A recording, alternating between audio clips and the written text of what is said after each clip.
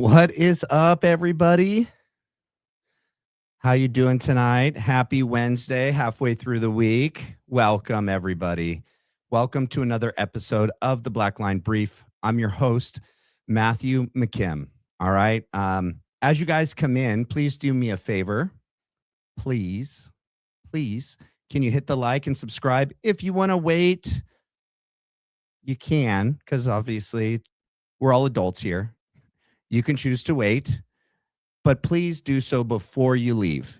Okay. If you want to wait a little bit because you want to see if you're new here and you're not sure how good it's going to be, I can tell you it's going to be good up front. Okay. All of the OG crew, the Black Line crew could vouch for that. But, I get it. But just don't forget. I know things happen and, our kids come and pull us away and we got to do things or we get a phone call. But it is the best way to help the channel. So please just hit the like and subscribe. All right. Enough of that. How does everything sound, Mystic? Let's see. Everything sounds great. Thank you, Mystic. For those of you that don't know, we have, I can say this pretty confidently now. I have the best mods on the internet. Okay. We got, and in no particular order. Okay. Just in fact, I'll say them in a mixed up order so no one thinks that I have favorites. Okay. So we got Renita, we got Glenn Coco, we got Crystal Mullen, we got MRK, we got Jim Bear, we got did I say Mystic? MRK, Jim Bear, and Bree Baby X. Sorry, I'm super thirsty, man. Try and never do that into the mic because I am so sensitive to like sounds, especially people like eating and drinking. I can't, especially if they're eating and drinking on mic, like on camera. I'm like, man, come on, man. I want to hear what you got to say, but I can't even get past you eating and chewing and drinking on camera. It drives me nuts. But anyway, all right.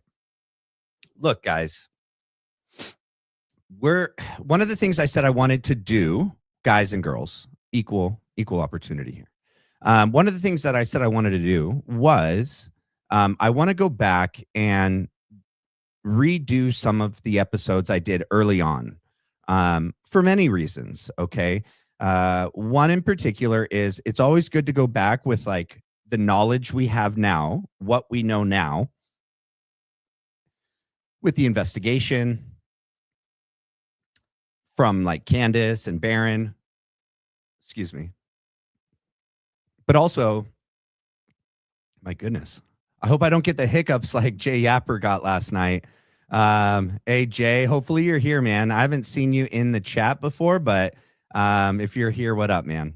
I reached out to you on X. Hopefully we could get something lined up and we can work on something together. That'd be cool. Jay Yapper is a creator I just found out about last night, and a lot of our crew goes there after here. And I got to say, I like his stuff. I like his style. I like his delivery. So yeah, what up, man? But anyway, one of the things I want to go back and do is go over old content to do a better job at it, right? My production quality is better camera, better mic. I'm also more experienced now. I'm past 100 episodes. I don't know what I'm at. I'm over like 110 or something like that. Which I honestly, I didn't even know until like my father-in-law and my wife had told me, because it's one of those things my father-in-law had said, don't, look at your stuff yourself until you get past 100. That's when you really start to hit a groove.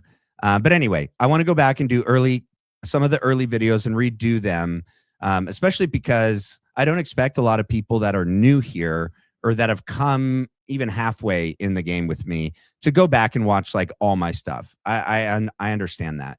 But there's some really good content that I did create in the beginning that I could even do a better job of it now. But also, like I was saying, that there's new information, whether that be from Candace, from Baron, from others, people online, or new information that's been released to us through court documents or from any of the hearings that we've seen with Tyler Robinson. And so having a fresh pair of, eyes looking at some of the things that went down in the beginning, I think would help so much. So tonight we are going to go back and look at the Brian Harpole and Shawn Ryan interview. We're also going to be looking at the UVU review video to compare his account of that day and, as he would call, actions on. So what happened once Charlie was, in my opinion, struck with something that was either attached to his shirt or underneath his shirt, some sort of explosive device of some kind, whether that be a micro-shaped charge or, that's still being, theorized and debated online of what it was specifically. But looking at what actually happened, and I won't be able to play too much once the explosion happens, once the big boom, as Baron calls it, happens, because there's, pretty graphic stuff that YouTube won't let us show. But we're going to look at Bree, baby. Shout out to Matt's wife. Yeah, she's here. See if you could find her, Bree. Seeing if what Brian told Shawn Ryan about what happened is actually what happened. And then we'll also at another time, not tonight, go and look at the interview that Brian did with Gary Melton. The interview with Shawn Ryan and Gary, but tonight, for tonight's purposes, the interview with Shawn Ryan itself is hours, right? I'm going to have to break it up into parts, okay? Tonight, so I started this morning, right? And I got to like the 20-minute mark, and it was already like 4:00, right? Or 3:00. Because I stop it, I timestamp important parts, and then I write down what I think is important to note to you guys. I don't want to get bogged down right now with the first half of the interview with Shawn Ryan. I really want to focus tonight on the day of, okay? And so we're going to start like halfway or a third of the way through. But in the later episode, like tomorrow or, the next time I break down the rest of it, which is like Brian Harpole's history and some other things about the team and their preparation. We'll do that on the next video that I do when I break down this video. I do want to point out something that's very important, you guys.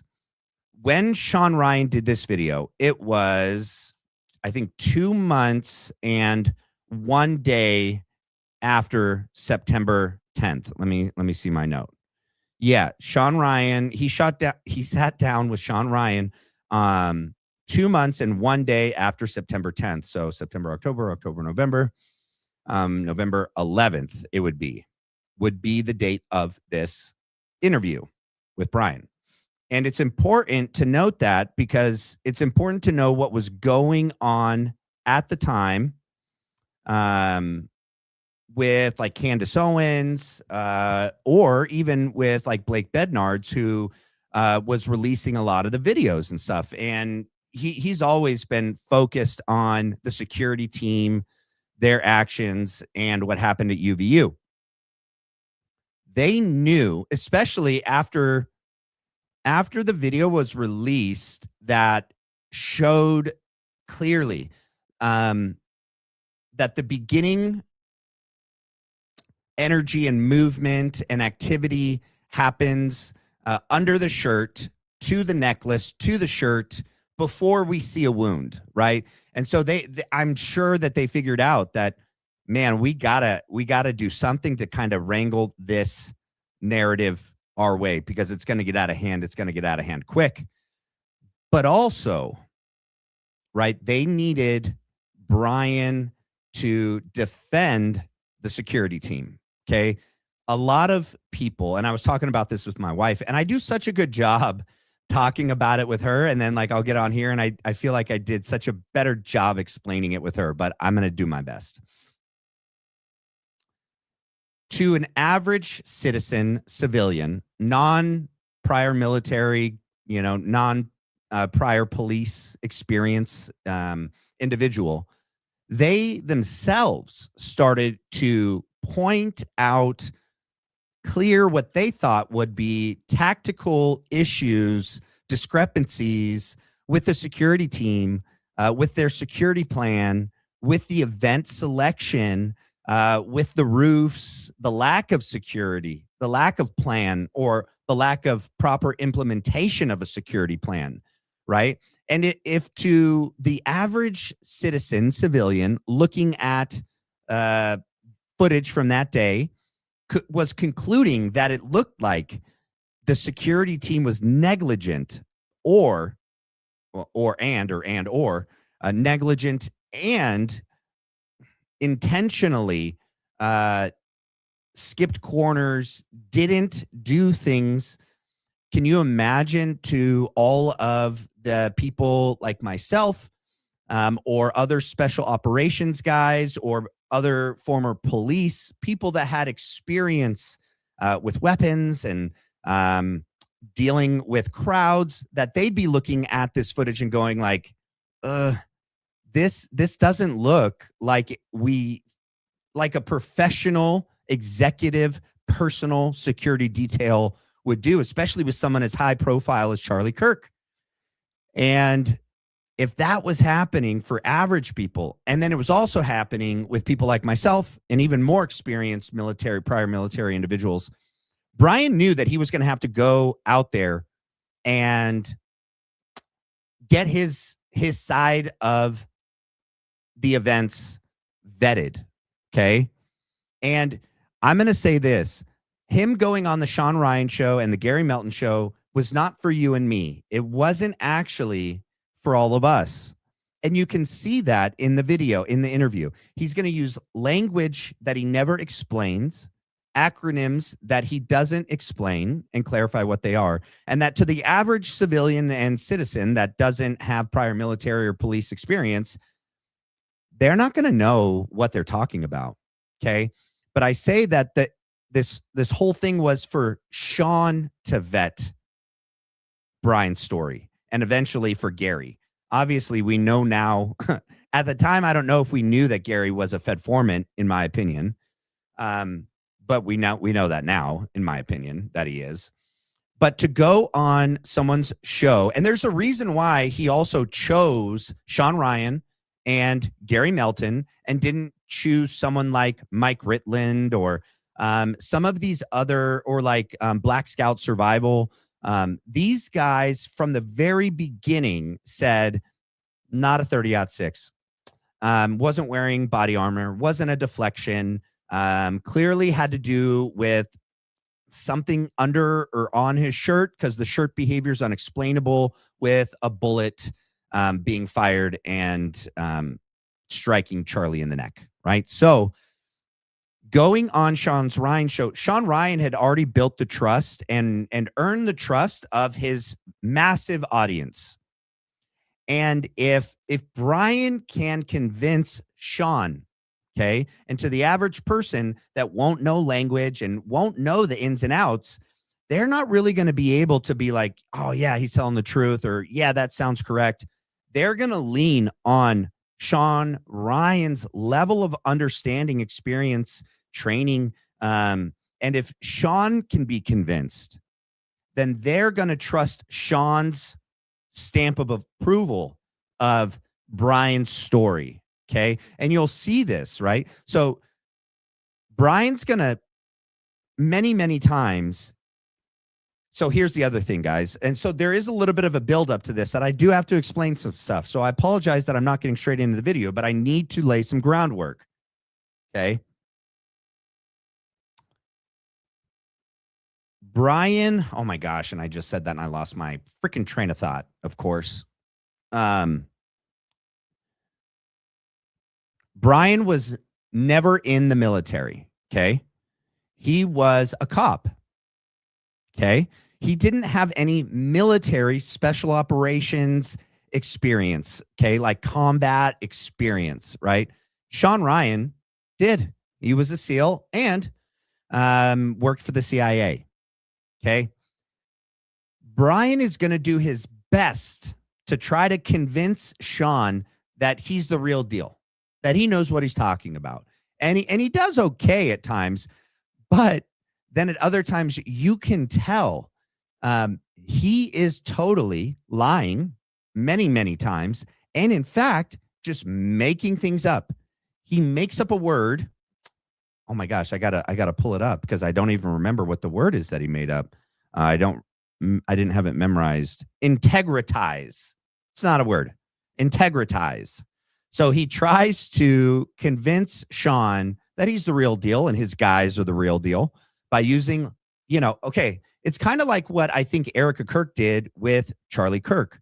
You guys, there is within every field, right?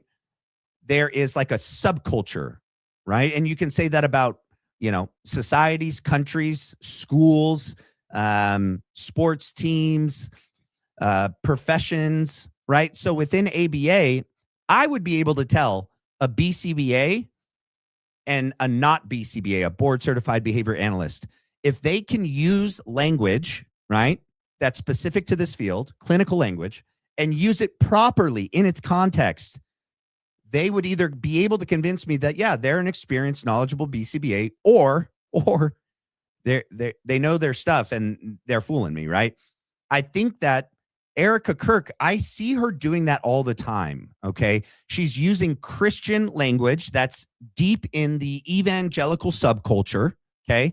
And so to someone like Charlie, if she's going to use the language and use it correctly, he's going to be like, yeah, okay, she's the real deal, right? If she started to use language and use it incorrectly and out of place and not in context, he would have some alarm bells going off. But I think she did a good enough job at the time to fool Charlie. Similarly, Brian's doing that with Shawn, right? As long as he uses certain language and words in its proper context, he's going to do, for the most part, he's going to be able to fool Shawn and get the stamp of approval. However, there's multiple times in the interview that he doesn't. And even I can tell that, right? And I'm not a former special forces guy, okay, like Shawn. And so I really, this was one episode for me that I lost a lot of trust and respect for Shawn. He's gained it back in other ways with other interviews that he's done since then. But in the beginning, Shawn will say, hey, man, I'm going to ask a lot of tough questions. One of the notes I wrote down was, Shawn says that and then never asks one tough question in the whole interview. He doesn't. He doesn't push back. There's like one place where he pushes back, but then he just moves on. He doesn't double down and make Brian explain himself. And I'll show you that when we get to it, right? But to me, this whole interview was to get Shawn's stamp of approval, because if he could get Shawn's, by proxy, then the majority of the people would trust Shawn's trust of Brian, right? Which would then vet the fact that Brian is the real deal and his team is the real deal. And the security they gave Charlie that day was on the up and up, and there was no corners cut, and the ball wasn't dropped. And like Brian would say, oh, we're not going to get behind the 8 ball. Okay. But to a lot of us, when we see this interview, that's not what happens. That's not what happens, in my opinion. All right, ladies and gentlemen, let's freaking do it.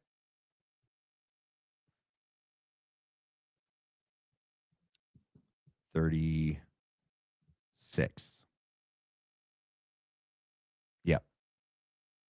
Mm-hmm. And so that's one of those things. It's like, no, that if you know us, those allegations become even more idiotic. Yeah. And all right, so right there, I had to start it here because my little purple finger cursor so big so that you guys can see it on other, when I do video breakdowns and I'm pointing on maps, but it doesn't allow me to be very precise when I click on the placeholder at the bottom, the timeline or whatever. What he was talking about right there was people's, the public's criticism that and I think it's because on the Stu Peters show, Stu Peters early on said that Brian Harpole and his security team were Israeli individuals, right? Or they used to work for the Mossad, or they are assets of Israel or something like that. That's not that's not the case, at least for the majority of them. Maybe Dan Flood, I don't know. I'm going to do deeper dives into Dan Flood down the line. But for Brian, no, he's from Texas. He was a cop for 14 years. The other thing that Stu Peters got wrong was saying that the Schaefer security group was the group responsible for Charlie Kirk's security that day. That's not true. The Schaefer group was the previous group, the security team and the security company that Brian and some of his team members and Dan Flood used to work for the Schaefer group. Okay. But what ended up happening, and actually I can even pull that up real quick so I can show you guys this article and I can read it to you because it is good for context. Okay. Let me make sure I'm showing it. All right. And I'll zoom in so you guys can see it all the way.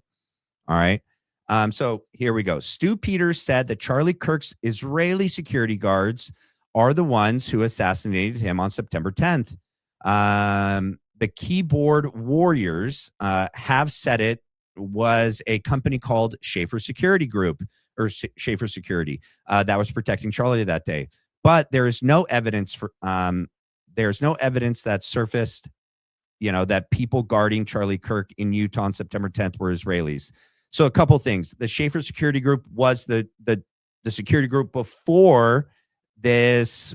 It's called Integrity Security Solutions that Brian Harpole and Dan Flood actually started in 2022. It says on here, but in the interview, Brian will say 2018.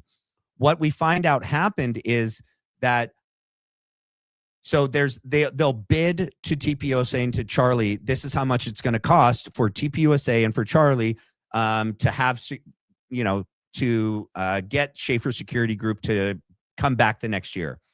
Well, when Brian and Dan found out that number, that quote, they underbid Greg Schaefer and the Schaefer Security Group for the contract for TPUSA and for Charlie Kirk.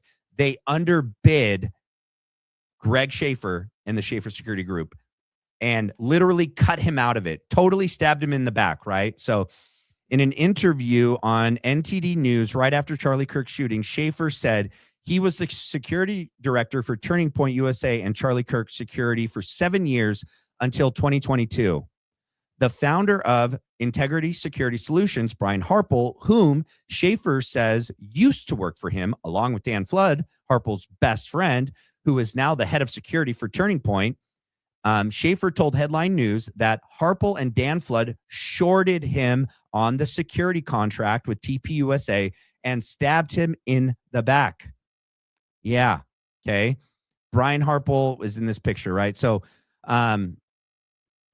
let me go back to the video. What Brian Harpole does, so this is how we know that Brian Harpole is a very dishonest person. He won't even be honest about that. Okay.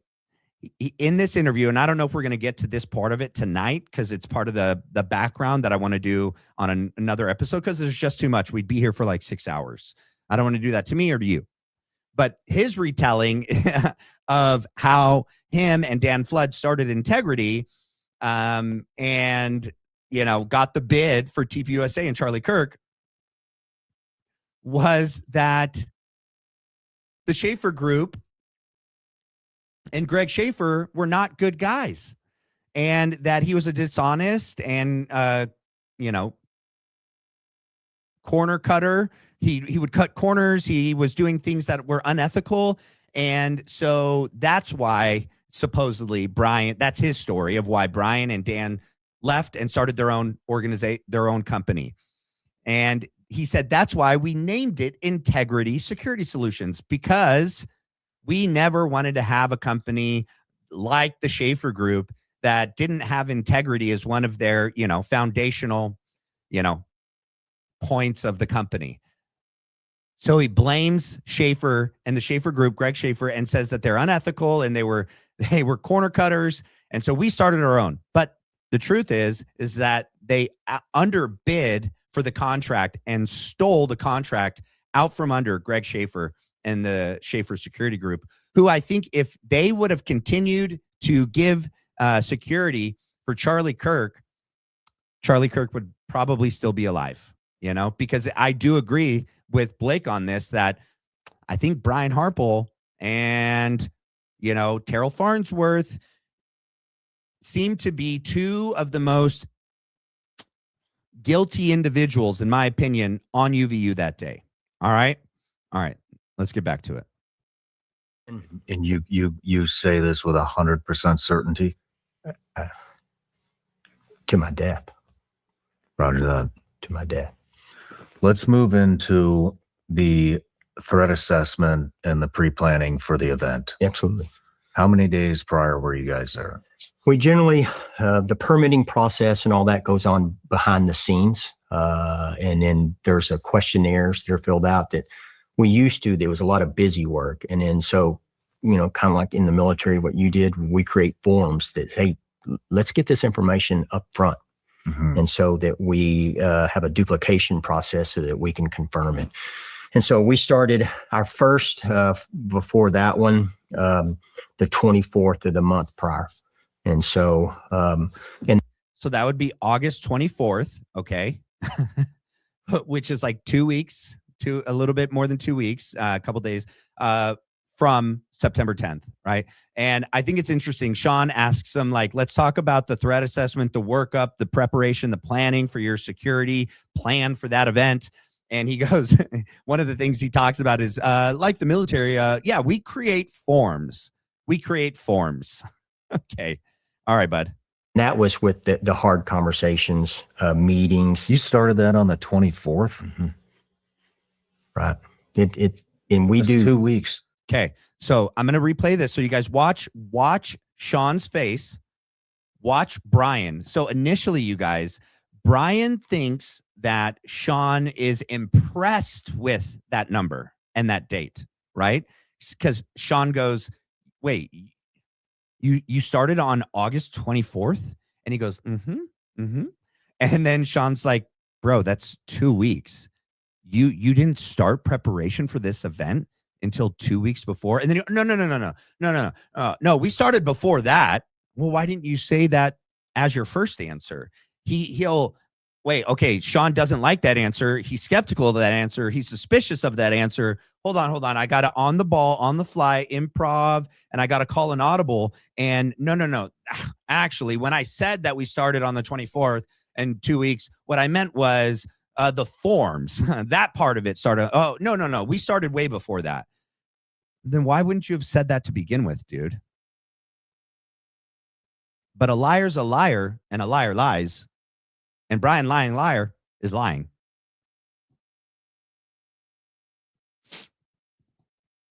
And so that we have a duplication process so that we can confirm it. And so we started our first, before that one, the 24th of the month prior.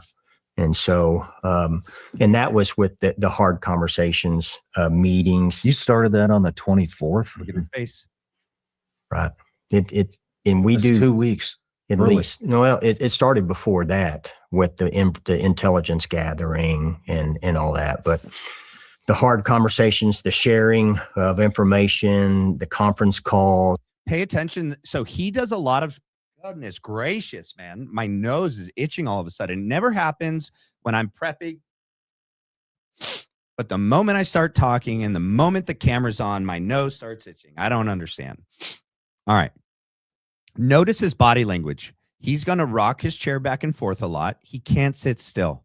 Much like Hunter Kozak was doing on the day of the assassination, he just couldn't sit still. Okay. A couple things are happening. Very anxious, very nervous. Okay. There's a component of self-soothing, right? He's trying to calm himself down, but he can't because the inside of him is fidgety. And so he can't help, but the outside will mirror how he's feeling on the inside. So he's trying to self-soothe by doing things. He rubs his hands a lot. He'll even like touch his face, cover his mouth a lot when he's answering questions. He's rocking his chair back and forth. He can't sit still. He doesn't answer questions directly, much like Erica Kirk. It's like they're cut from the same cloth. We may need to look into their family tree and see if they're related. Everyone's related to Erica Kirk. That was part of that event that day, the assassination, like freaking Tyler Boyer, and who knows, maybe Terryl Farnsworth too. But anyway, can't answer questions, talks forever. and still doesn't, and he's just anxious, nervous. Look at his body language. Look at how he doesn't answer, and look at how he does choose to answer certain questions. Pay attention to that. The data sheets, and we put that in a timeline on an app, Right. so that this all goes up, and every guy that's on that job can see all the intel that comes in. It's a decentralized command model for the company, and so. Do you guys know what the military would be like if it was a decentralized command model, right? Yeah, it wouldn't be good. We'd have a whole bunch of chiefs and no Indians, right? I don't think when you're doing tactical combat type of operations, whether your police department, fire department is quasi, right? I know they're not armed, but they're in, very, I can't even think of the word right now, but there's certain professions that you need a command structure, right? A centralized command structure. You got to have someone that's making the calls, and it's being delivered down the ranks, right? Executive security. I get that you're going to want people to feel that they can bring things, but you still have a chain of command, right? And you still want to have someone that has the ultimate decision to make, right? And so I actually don't think having a decentralized command structure and intelligence gathering and who's making the decision, it's decentralized. We're all on the same level. When it's coming to something like this, I don't think that's a good thing, but I think he did that on purpose. It's almost like plausible deniability as well, and advocating responsibility and disseminating it to everyone. Well, we're all responsible. We have a decentralized command structure here. Nobody's really making the decision. No one person is. We all are. Doesn't look like it worked out great. Okay. Here's the other thing about freaking, man. Part of what there is so much in this interview. I have so much in my head because I spent the whole day watching it. This guy Brian Harpole trains other executive personal security companies and individuals. Do you really think this guy should be training anyone? Okay. And also, how could this guy even still have a company after the one thing you're supposed to do is keep him alive, right? Okay. Yes. Try to keep him from being hurt and, all the other things that he says in the Gary Melton interview, like, oh, we're also supposed to protect his image and his, how people perceive him and blah, blah. No. The main thing is you need to keep him alive, Brian. And you didn't do that. I don't think you should be training anyone or telling anyone anything about executive personal security after September 10th, man. Ugh. It's like the most unqualified person ever.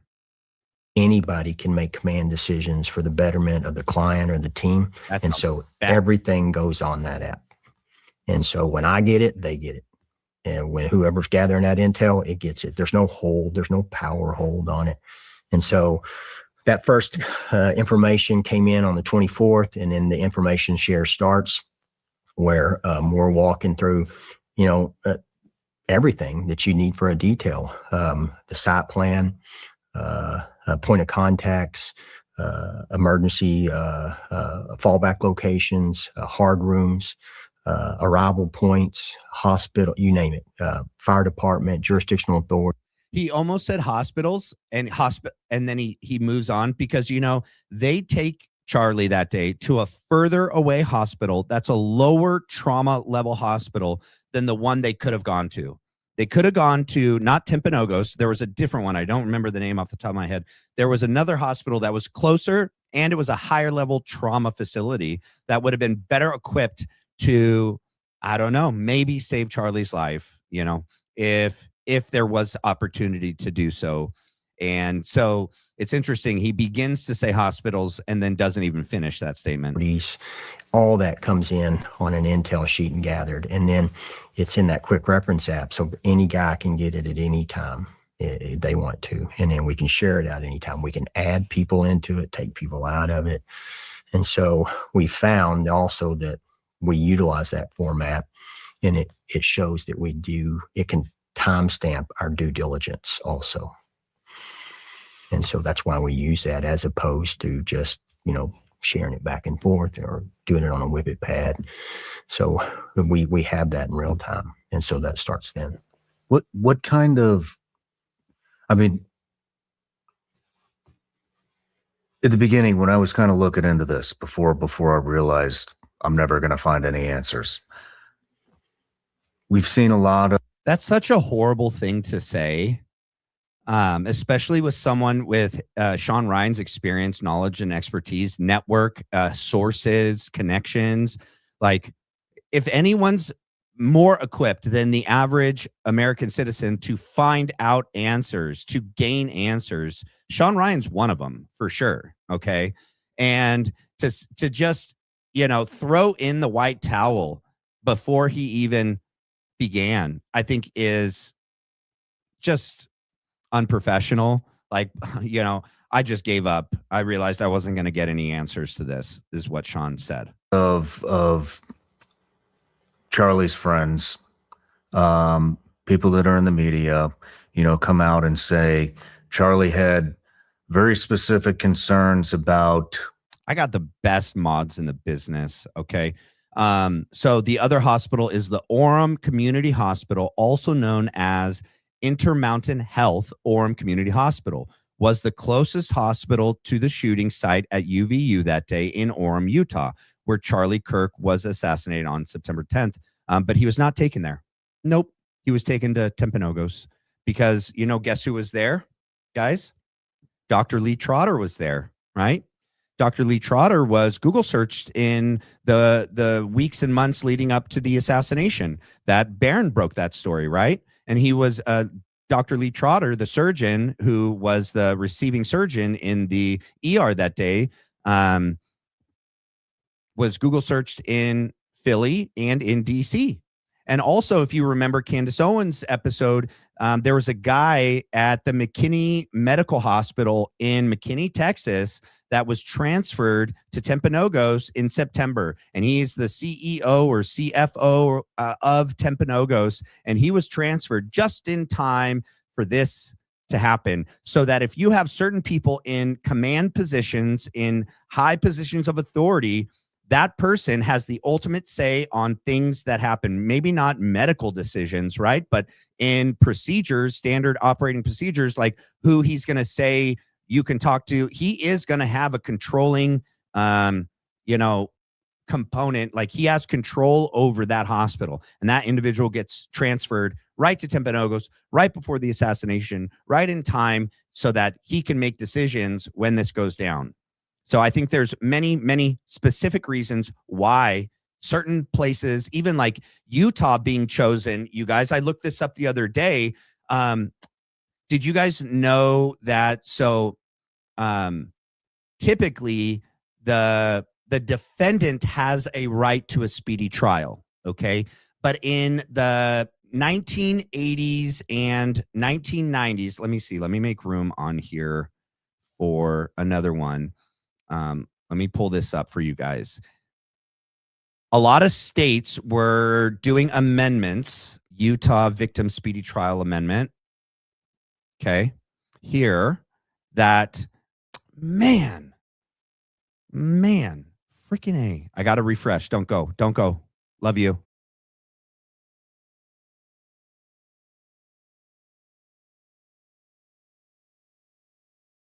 Boom. All right. Man, I've done everything I can to make sure that doesn't happen, you guys. I promise you. I don't know. Maybe I am a one-man team when it comes to like the operating of this equipment here.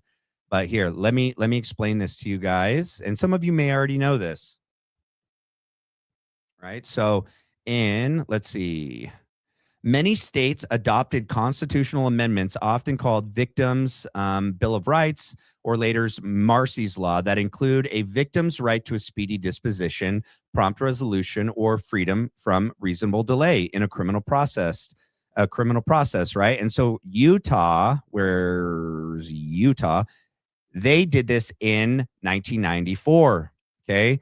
Later states to expand and, what is known as Marcy's Law down here in the late 2000s. So some states, I don't even know if all states are at this point have it. I'd have to count. That doesn't look like 50 here and here. So I'm sure that there's states that still don't have this as a law. But when they were selecting, hey, where are we going to do this? I think they chose Utah for a lot of reasons, that being one of them, so that Erica Kirk could invoke her victim right to a speedy disposition. Okay. It's also a state where they changed the FBI heads of department for that local area. Yeah, it's just super interesting that I think UVU having ties to Erica Kirk and her family, right? And having ties to Mitt Romney and Philly. They chose Utah for many, many reasons, one of which I think is this whole victim's right to a speedy disposition. Some states don't do that. Others that do probably didn't meet all these other criteria that they probably had a list, but they also needed a certain timeline, like they needed it done right away. And UVU was also the first event. All right. Israel, and that his opinions were changing about Israel, and that he had expressed concerns about this to various media personalities. My question is the man that owns the company that's in charge of his security detail, and you are the head guy on his security detail, were there any concerns about that or any other organization, political party, foreign nation? Keep in mind, at this time, Joe Kent hadn't come out. The text messages that Candace ends up releasing hadn't come out yet. The whole, Jewish donors play into all the stereotypes. I cannot and will not be bullied like this, leaving me no choice but to leave the pro-Israel cause. Almost, I think that's an exact quote from Charlie Kirk's text message from the night before on September 8th or 9th. I think it's the 9th. I know the 9th is before the 10th, obviously, but I'm trying to remember what night he sent it. It was either the Monday night or the Tuesday night before UVU's event that he sent that text. And we know now, too, there's so many other times, even in 2023, when he goes on the PBD podcast, the Megyn Kelly show, where Megyn Kelly comes on to Charlie Kirk's show, and they talk about all this pressure from donors and from Philly, the whole Jeffrey files. Brian knows, right? And so if Brian goes and Dan Flood goes everywhere with Charlie Kirk and he's his security, which he does, he went to freaking Asia with them in the week before the assassination, he would have gone with Charlie when they did that that sit down panel with the chapter heads of TPUSA, those college students, where the whole purpose of this focus group was to talk about Philly, its effect on the United States, on our politics, on our country, should not be involved at all, and what does Gen Z feel about it and think about it. So Brian knows for a fact that there was pressure being exerted on him. So the Hamptons retreat, the Hamptons meeting with donors had already happened, where Charlie was threatened and bullied, and we know that because he went straight and went to Tucker's house and told Tucker, and Tucker's told us that Charlie himself felt threatened and like verbally accosted there. And we also know that the Aspen retreat happened before this interview, obviously before the assassination. So Brian would know for a fact that Charlie was getting an enormous amount of pressure, threats from his Jewish donors and from people affiliated that were pro-Philly. So he, right here, we didn't know it at the time. We know now. We know now that he is about to lie. So that This guy has no problem lying about the history of the Schaefer Group, how he started Integrity Security Solutions, and he's going to lie here. Why? What else is he going to lie about? Pretty much everything, you guys. And did he express any of those concerns to you?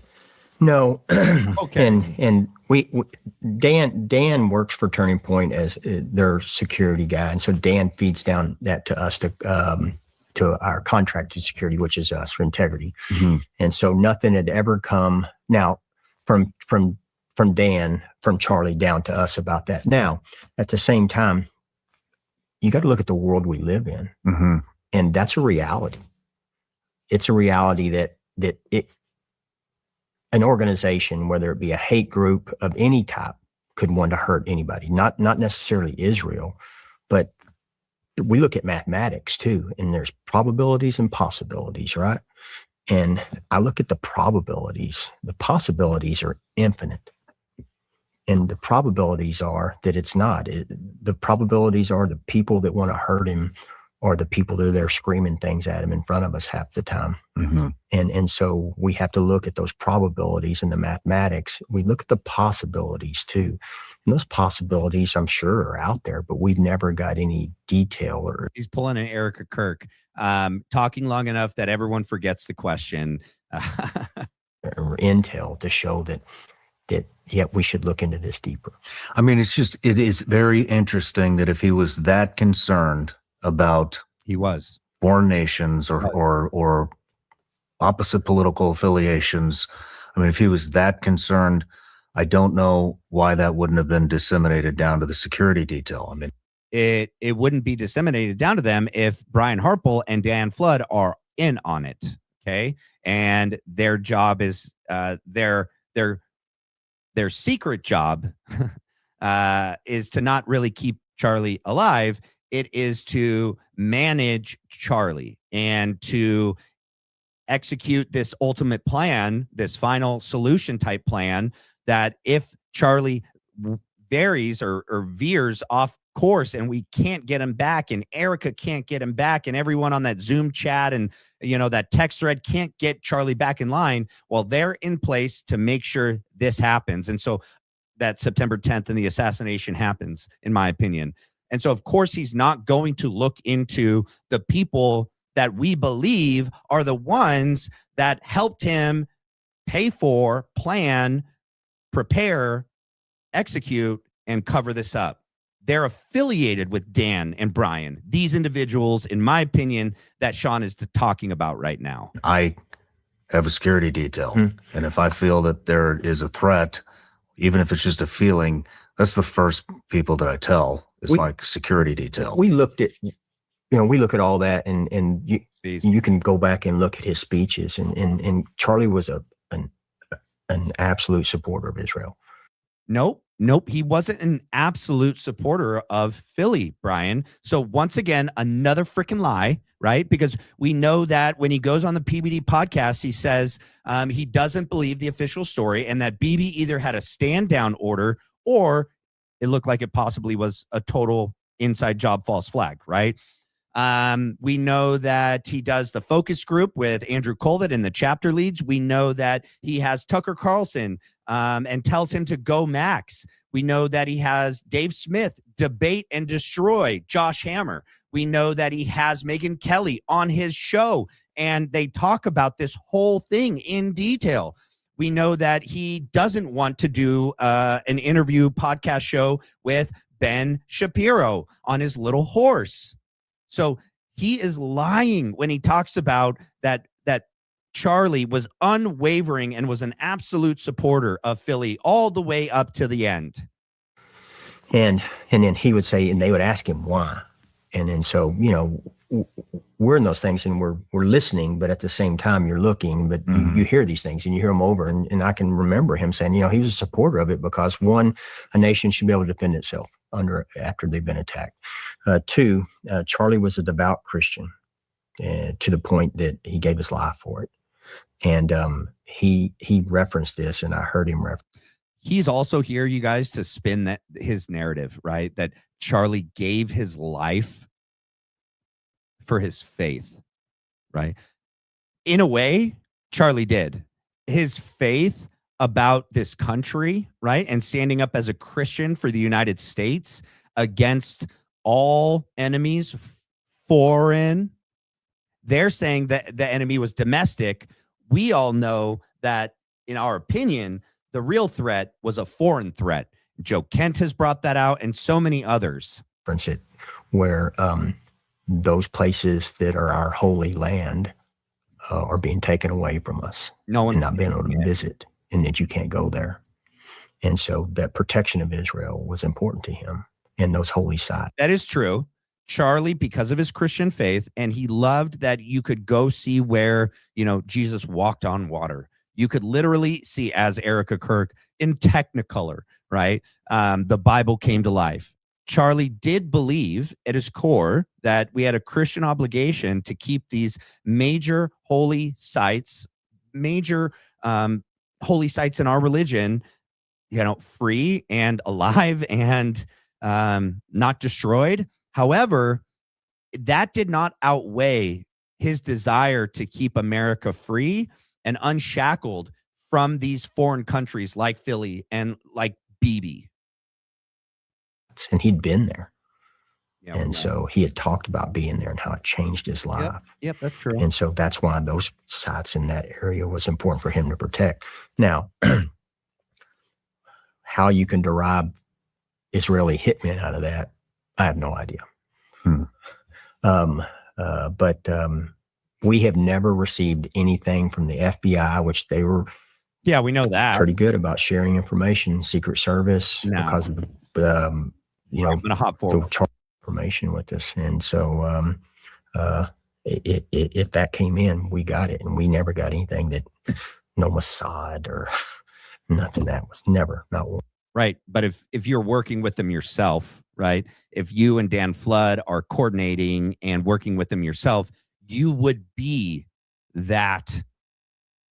You would be the thing in which you're saying there was no collusion or, none of that going on with the Mossad. Well, not if you're working with individuals that are connected to them.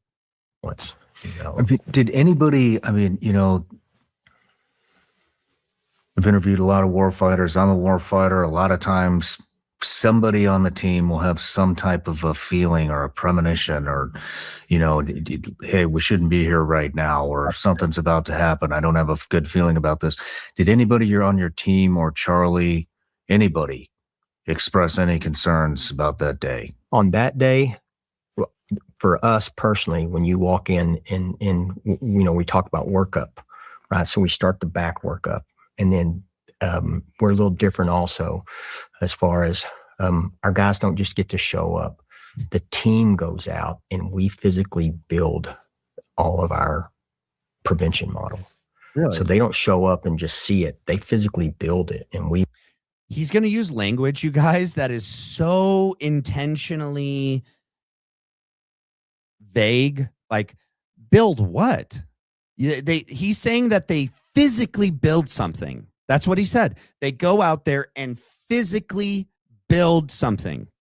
Okay. We're talking about security. We're talking about you creating a plan to keep Charlie alive at UVU. And keep in mind, you guys, when he answered that question that Shawn posed to him, when did you start preparation and planning for this event? Right. He said 2 weeks. He said August 25th. The event was September 10th. Shawn's like, that's not a lot of time, bro. And he goes, no. We actually started earlier. Did you guys know that after UVU, he was going to go straight to an event in Colorado, of which there was no security plan? None. No communication with the campus there, the local police or anything like that. Nothing had started. There was nothing. It was just like they knew Charlie was going to have no more campus events after September 10th. So they didn't even do that plan like they should, right? No one went out there and physically built that plan. They didn't even have a written plan, let alone communication with Colorado. Okay. So it's actually pretty much on par with integrity security solutions to not have integrity. We walk through at each other and we make sure things are done right. And so our guys are pulling bike racks and putting them together, and they're, you guys, So his example of the things he physically builds to keep Charlie safe is pulling bike racks and putting bike racks together. That is his example of things him and his team did physically to provide security for Charlie. Bike racks.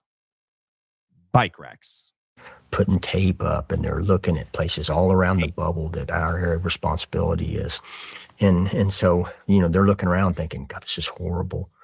It's a beautiful amphitheater there at UVU, but,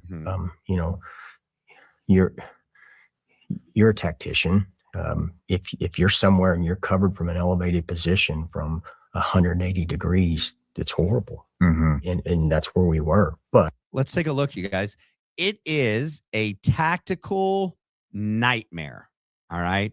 This location, and I think that's also why they chose this location, is a tactician's nightmare. It is an executive security details nightmare. Okay. 100%. This is almost an impossible place to give a real good security plan and execute a good security plan, right? So this is like this catwalk, right? That's above Charlie. Charlie would be right down here. Let me show you this view. Charlie was, and here's the other thing that's really weird about that day is Charlie wasn't in the center of this upside down menorah, okay, which that is what this is, by the way. All right. He was off to the right, okay, which was perfect so that they could spin this narrative that, and I'll show you in a second as we turn around. Okay. So this is supposedly where Eagle Boy, well, this is where Eagle Boy was in this area. Well, actually, we never see him out here. We see him in a dead sprint at 12:23 and 34 seconds, and he's on this side of this vent. All right. This roof, okay, provides some sort of issue and obstruction if the shooter's here and Charlie is directly in the center of this menorah, okay? But they intentionally had him just off to the left, which allows for them to say there was a clear line of sight and trajectory unobstructed back to the shooter, okay? How would Tyler Robinson have known that? He wouldn't have. There's no way, you guys. So supposedly that in order for this narrative, this FedSlop narrative, to actually even be plausible, literally everything that happened that day was like a 1 in a million lucky chance for Tyler that with 2 weeks, he didn't even know. They didn't even announce that this was going to be the event until like a 2 weeks or a week prior. And they also didn't announce that it was going to be in this courtyard, okay, and this location right here. Tyler wouldn't even have known the setup. He wouldn't have known where Charlie was going to be, where the tent was going to be. Was it going to be off to the right? Like, how did Tyler know that he was going to be able to walk up here, get up here, lay down, and have a perfect line of sight with Charlie? Oh, he just got lucky. He just got super lucky. Or this whole event, right, was planned and prepared with all these different people involved, and that they had probably with coordination with the FBI working to line up this patsy, right? And I don't think Tyler Robinson was ever, and if I said Tyler Boyer, I apologize. Sometimes when you're live, you'll say the wrong name. I don't think Tyler Robinson was ever on campus that day, ever. Okay. He drove his car around campus. Eagle Boy came and was on the roof. There's no way that he could have known that unless there was coordination and that person is connected to people in the FBI that is communicating with the security team. Someone on the security team had to have let other people know where Charlie was going to be at, and they could have then selected the perfect place where they were going to say Tyler was going to take the shot from. There's no other way, dude. It's like literally like 1 in a million type chances for this to have actually, for the FedSlop narrative to have been true, and just a happenstance that it all was perfect. that's come out. It's like, why would they have it there? This is ignorance. You know, it's a security fail. And I'm like, well, one, that's where they told us we had to have it. We weren't optioned out anywhere else. There's a permit you have to get. And the school says, nope, this is where you have to have it. Yes and no. We don't get to argue with them. You know, we don't get to. Yes, you do. Yes, you do. You and Charlie Kirk, who is the talent and who is the reason why this event is even taking place, you guys could push back. Okay. When you see this outdoor event and all of the roofs that you say just made you so paranoid, right? The size of the crowd that was going to gather in this massive amphitheater, all the potential shooting positions, and the fact that, you know, you're saying you didn't get to push back, you didn't have a say, you didn't get to like tell them what you wanted, they just gave you nothing that you wanted. That's a lie, because all you had to do was communicate with Charlie that, look, man, I get that you want to do this event, and I get that we want the best crowd possible, and outdoor is going to be the best for that. I can't guarantee that you'll walk out of here alive. They want you to believe, and he's going to say it in a minute, right, that Charlie's faith was so strong that it's actually Charlie's faith that got him killed, because Charlie was willing to have so much faith in God that he was willing to ignore all these possible red flags and clear issues with this event and the security plan that never was really established and developed for him. That Charlie, if they would have brought to him and said, dude, like, I get it. It's like it's happening this week or tomorrow. I can't guarantee your safety. We need to push this inside. We need to push this somewhere else. We need to pause the event. We need to do something. No. They want you to believe that Charlie was going to say, no. I don't care. I don't care about all that. We're doing this no matter what, that we're going to do every event. Okay. BS. Erica Kirk has no problem canceling events when there's real threats, right? And she's being touted as having more faith than Charlie, right? She's closer to God than Charlie was, than all of us, little, serfs out here. It's just so stupid. She'll listen to the security team, which is Brian Harpole and Dan Flood. Oh, but Charlie wouldn't. Charlie wouldn't. It's Charlie's fault. Charlie's faith got him killed. That's what they want you to believe. To say, no, but that's it. This is where you have to do it. And then secondarily, Charlie liked it. Oh. It wasn't ticketing. You didn't have gates. Regular people showed up, and we had spoke to him about it before. And it's like, man, this is getting dangerous, And his response was, I know. And so it's like, but if you ticket it and you make people jump through hoops to come in or pay or go through magnetometers, and then the people with opposing views don't show up, and then there's no conversation. And when there's no conversation, there's more division. Oh, okay. So if you actually put protocols in place, which they do now, you guys. So for like all of Frank Turek's events, people are going through magnetometers. People are being wanded. They're doing them inside, indoors. Same with Erica Kirk. She's not doing any outdoor events. Literally, all of the things that they said Charlie would never have been okay with and never would have canceled an event for, right? Oh, well, it's also, if we would have done these things, right, Charlie, his crowds wouldn't have been big, and it wouldn't have had the opposing views to be there, which would have been the click, the really good shots and clips that Charlie wanted. Charlie, they're saying, cared more about all of these things over his safety, over being alive to raise his kids. It's Charlie's fault. It's UVU's fault. It's the UVU campus police's fault. It's not our fault. It's not the security team's fault. It's not TPUSA's fault. Goodness. And his goal was to have less division through conversation. Yeah. And so the easiest way to get that was to open it up. Yeah. Okay. And that's not the first. UVU was an open air, but we did San Francisco, where we had a street takeover and people trying to climb over fences. And that's the other thing I'm going to be doing, you guys. Let's see if I have one pulled up. I'm not going to get to these. Let me close these out. I'm going to do these another day. This is the San Francisco State event that he's talking about.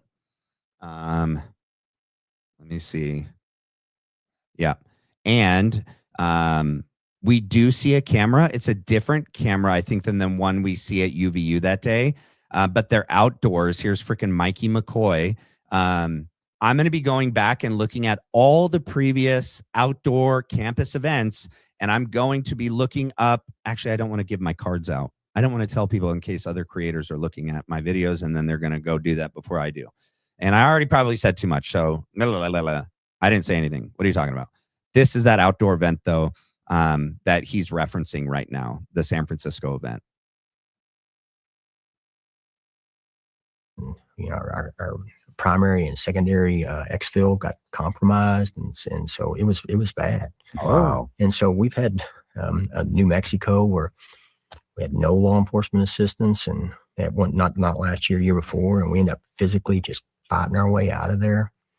And so it's like, we get it, the risk, but his response and his, here it is. You know, his mentality was that this is worth it. We're making gains here. It's worth ignoring logic, security, safety, real, articulable threats to his life and his safety, because they're making gains. They're making gains, guys. That's what it is. It's Charlie's fault. That's what they want you to believe. In your coordination with UVU, I mean, did they offer any assistance, anything at all? Yeah. Did you ask them of anything? Absolutely. So we come in and we start looking at things immediately, like, man, where are our risks? You know, what's our risk assessment when we come in? That's why we get there. That's why we start doing the advance so early. We walk it, we build it ourselves. And so we've already established they didn't do the advanced work so early, like he just said. Okay. They did this advanced work and build things, right? Like move bike racks. The very beginning was August 24th. And that's a red flag so much that Shawn was like, wait, what? 2 weeks? And Brian's like, no. We started before that. So initially, I spent thousands of dollars on drones last year. Okay. And got the guy's license. But if the area lies in the Provo, Utah airspace, yeah, I can't fly it. Why? That's a 107B. We can't break the rules. The rules. Notice his choice of words. Okay. He didn't say break the law, because it wouldn't be breaking the law. Blake mentioned this. And in fact, you can even go back and watch Gary Melton's video where after the assassination, Paramount Tactical Gary Melton goes out to UVU, tries to fly a drone on campus. They tell him, you can't do this, right? You got to do all these things and pay all this money. What does he do? He walks off campus, takes off campus, and just flies the drone over the campus and gets his 3D model that he does. Okay. There's no law. That's all Brian would have had to have done. Have one of his guys walk off campus and fly a drone. The person could have been inside of a car, right? It has your screen. He could have gotten inside a tinted window car. No one would have known who's flying this drone. The drone's in the air the whole time. Take off campus, fly over the event, and then they could be reporting to the security team, because they all have headsets and they're all talking to each other, what he sees on the drone. Oh, but no. We can't break the rules. Oh, the rules. We can't break the rules. Okay. Right. And then you had secondary restrictions, probably due to heavy foot traffic for the school. But I can't go in and break the rules. Okay. There's laws for a reason. Laws. And so rules. Now the school could have flown drones, the PD, but they didn't have them. Okay. Right. And then but Orem PD has a drone unit active and professional, and that police department, I will tell you right now, is awesome. That's weird, right? So the Orem PD is the police department that ends up taking part of the lead, obviously the FBI, the State Bureau of Investigation after the assassination, but the local Orem Police Department that he's saying is amazing and has a drone, blah, blah, blah, are the best. And then he's about to poop all over Chief Long and the UVU campus police department. It's all their fault, right? But no, don't worry. So we can't trust the UVU campus police, but we can totally trust the local Orem police, where that that guy gets up and lies to all of us and just resigned as well. Like, it's freaking Brian, man. They are. And we know that UVU did approve TPUSA to fly a media drone. Frank Turek references it, says that him and Charlie were looking at the drone footage as they were driving up to the event. And we know in the Wolves and Finance cease and desist letter, TPUSA's lawyers admit to this.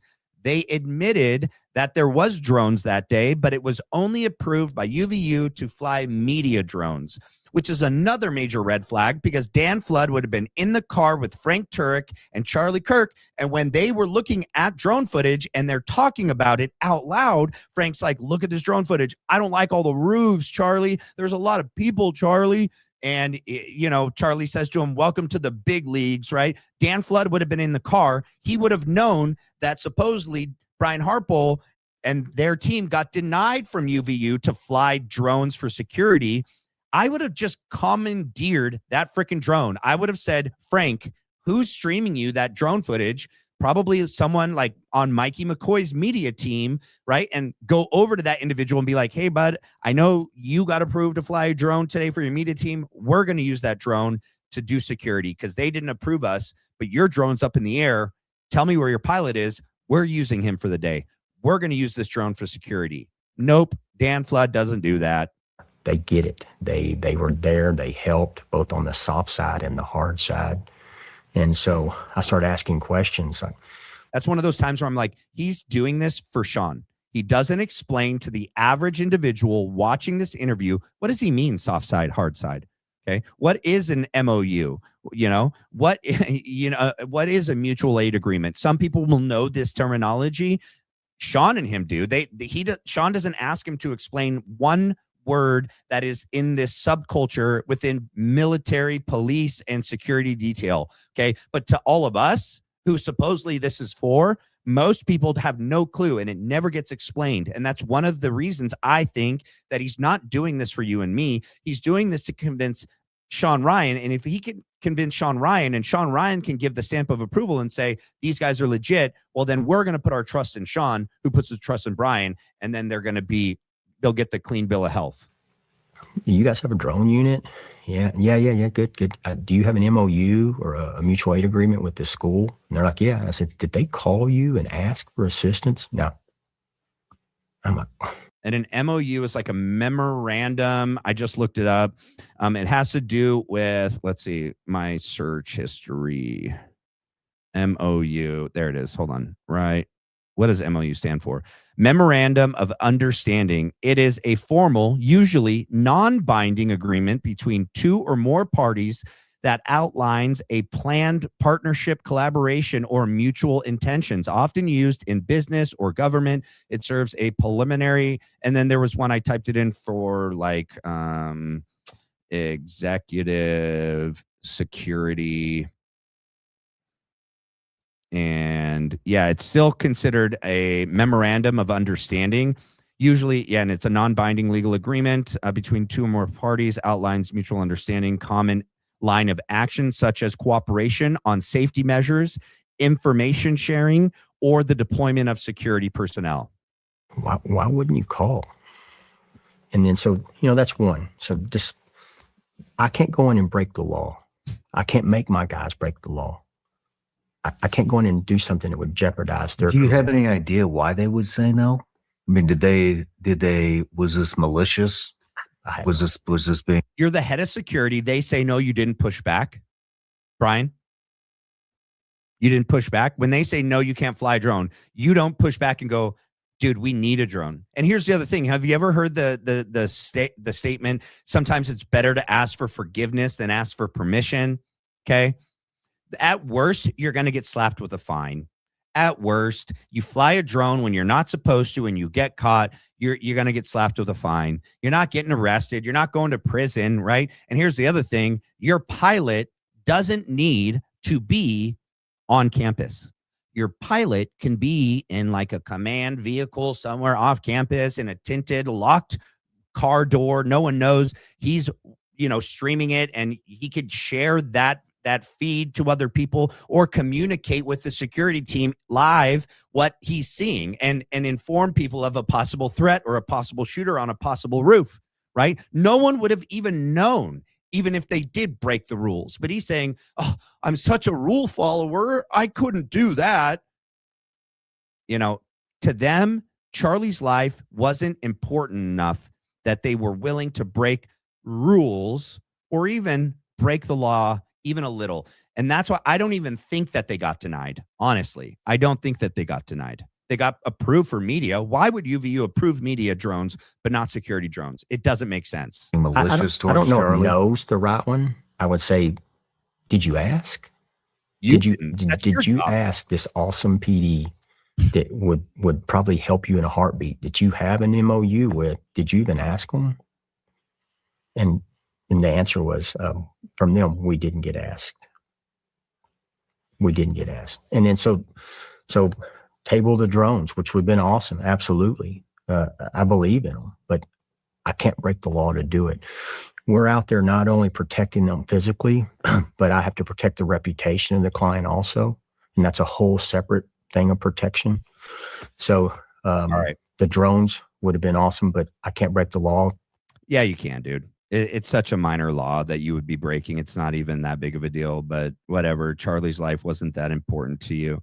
We can see that. All right. Let me jump ahead here. And whatever I skip over tonight, we'll cover in the other breakdown that I do. All right.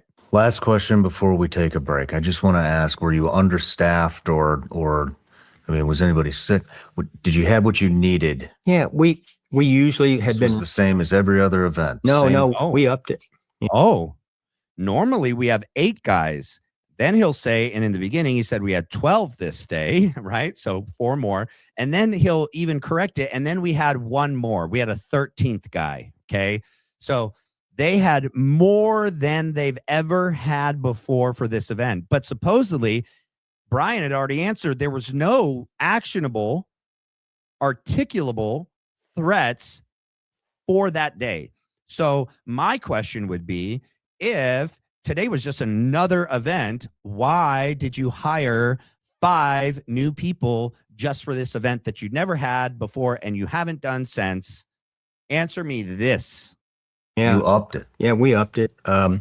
We usually would run 8 to 9, depending on how many movements and how much movement inside. And so based on no articulable threat, but just the current world situation. So he knows. Shawn Ryan's response, whoa, wait, you upped it? You upped it by 5? And then he knows that he's going to have to explain why. Not because there was any articulable threats. No, because the current world. That's why. Prior to that day, we upped the manpower to 12, and then we had actually a 13 there that came in the drive party. I would like to know who that 13th person was, and I don't even know what dry party means. I don't know what that means. And so, but yeah, we upped it based on nothing, because it's like based on nothing. He knows that when he had to admit that he upped it, that it would bring eyeballs and ears and brains as to, okay, then why did you up it? No, based on nothing. Based on nothing, guys. That's why we upped it, based on nothing. Which, can you imagine how much more that would have cost Charlie too? 5 new guys for this event. They're not cheap. It's an expensive thing to have, personal security. And they added 5 new guys for Brian for nothing. Got that we're in a kind of a place where we don't want to be. We're expecting a big crowd. It's the first one. We don't want to get behind the 8 ball. Okay. We in security industry, it's a prevention industry, not a response industry. It is a response industry, but it should be a prevention industry. So we're there in the prevention model. Right, but you didn't prevent anything, and you didn't like even show up in time and do the work to prevent anything. Here's another thing that we'll go back at the later episode when I break it down. This dude says that one of the tools, and like he has sharpened his sword over the years, that one of his skills is that he is better than most anyone at preventing things like this from happening. That's like one of his unique tools, his sword that he sharpened over the years, that he can just look at people and know exactly what they're going to do, that he could just see how they're walking, how they're not walking, how they're looking at me, not looking at me, body language, what they're wearing. And he just can just like, oh, that guy's going to do. But this dude, Brian Harpole, couldn't employ any of those skills, and that sword that day is just insane, man. This guy is just the worst. And so you can see, if you pull the schematic up, the placement I put for our guys. And on that day, thank goodness we had them, because where the tent was that Charlie was under, there's a giant walkway above him. Yeah. And when we were doing the walk that morning, one of the things that didn't come out they didn't do the walkthrough for this event until that morning, you guys. That's when they did their walkthrough. So many things they didn't even know about that event until that morning. This walkway, by the way, I'll show you. Gosh, I hope it really doesn't make stream mad. All right, cool. Here we go. So right, oh man, it flashed it right here. This walkway, okay, and supposedly this walkway, where here's the stairs that come up, and okay, this is the Sorensen Center, right?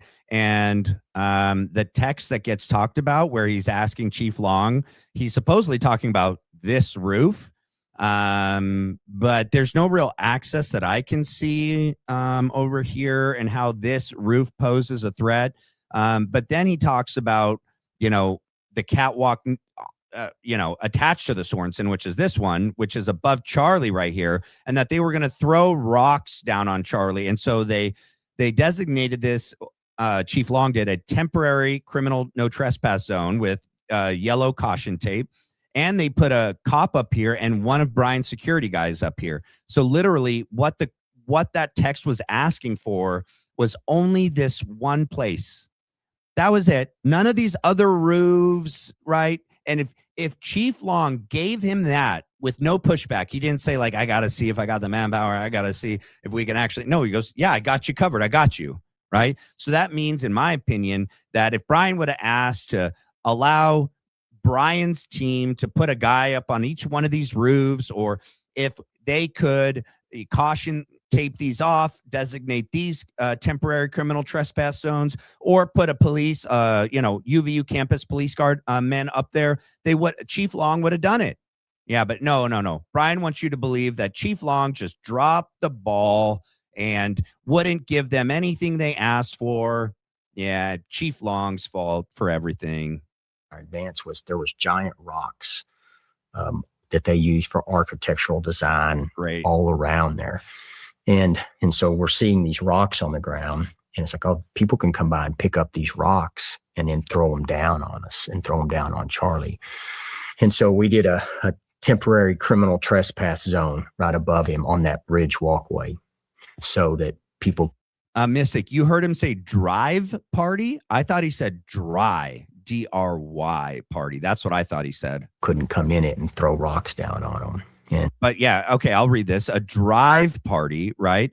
Drive team is an executive security, also known as executive protection. Close protection typically refers to the dedicated vehicle. That's interesting. So the drive party 13th member showed up after the fact and was added on just for that day. It's the vehicle transportation element of the protective detail or motorcade, right? That's interesting. And so, but the problem is that we had to get PD units in here to take that area of responsibility. And we told them, hey, just like out there, we need you here to have oversight coverage because one, it's a tape line. It's not a hard, wall or anything. And so you need statutory authority under Utah law to say, hey, you can't come in or you can be arrested. And so the PD came and did that. And then we had one, Scott, that did a hellacious job on making sure they stayed there and did their job. And so thank goodness we brought extra people. Mm-hmm. Oh, yeah. And so, yeah. Thank God you brought extra people so that you could babysit the local PD members that were there and the UVU campus police, because they're not grown men and professionals and they couldn't. If you just would have delegated, told them everything you needed, right, in order to provide real security, they would have given it to you, dude. But your job there that day wasn't actually to keep Charlie alive. It was to ensure that all these things just went all these boxes unchecked, right? So that Eagle Boy could go up there and, be caught on camera, not take a shot, do whatever he did up there, get caught running and jumping off the camera so they could then say, yep, that was Tyler. And now they have their Patsy. Perfect. Upped our manpower for that one. Great. Due diligence was done. No, it wasn't.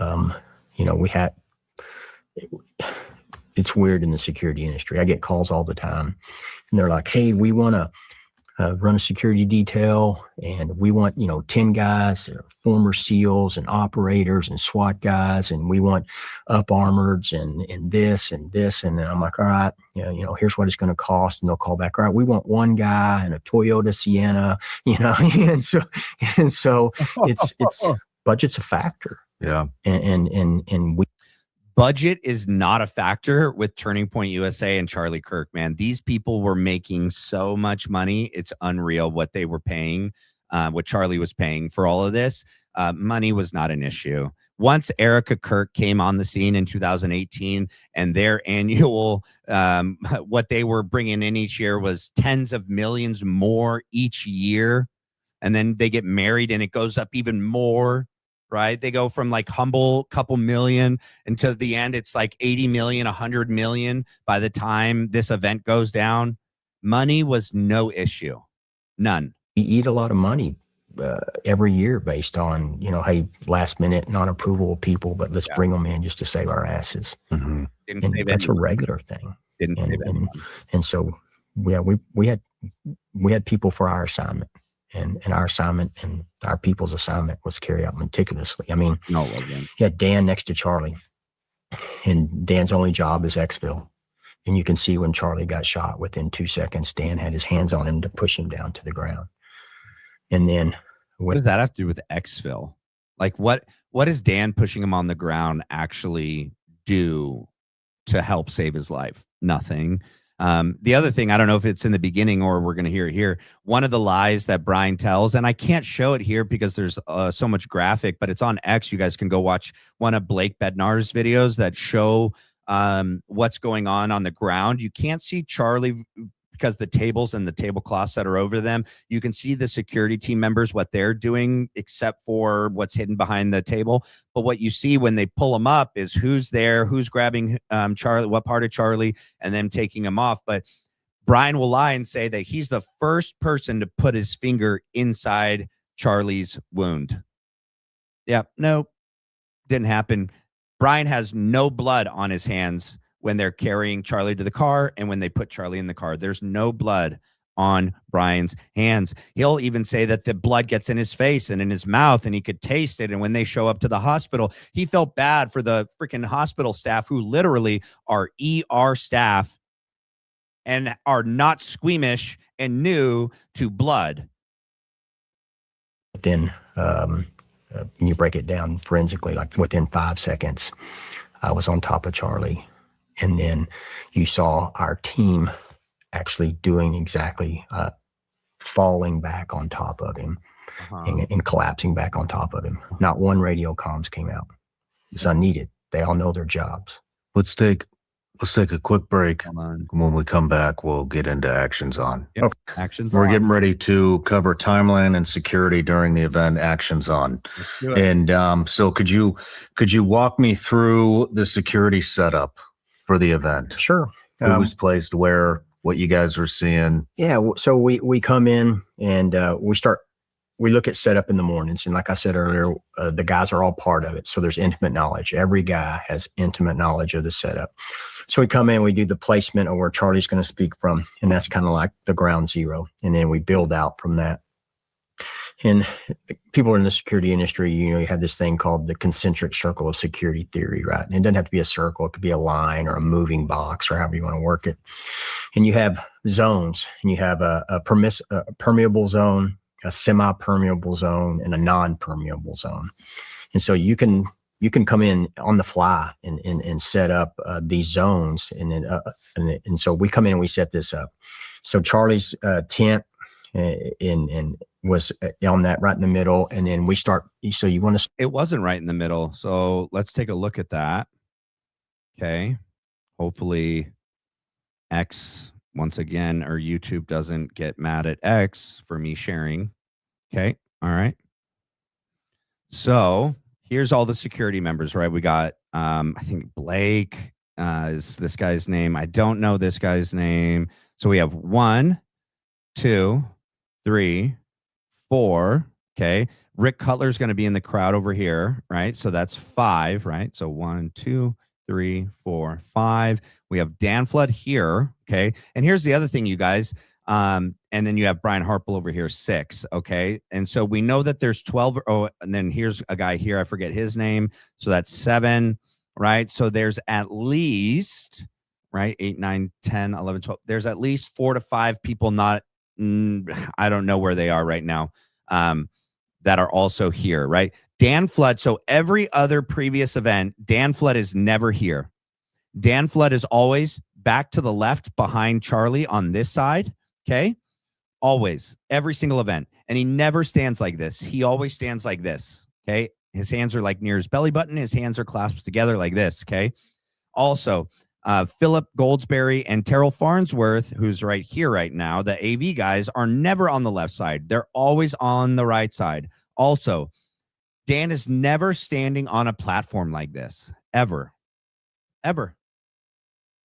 Super weird. Okay. There's so many things about this event that are different than all the other events. And we know for a fact, Charlie is not, this tent is not centered in the menorah. It's off to the right. Well, if we're looking at it, it's to the left. But if we were on Charlie's side looking out, it's to his right. Okay.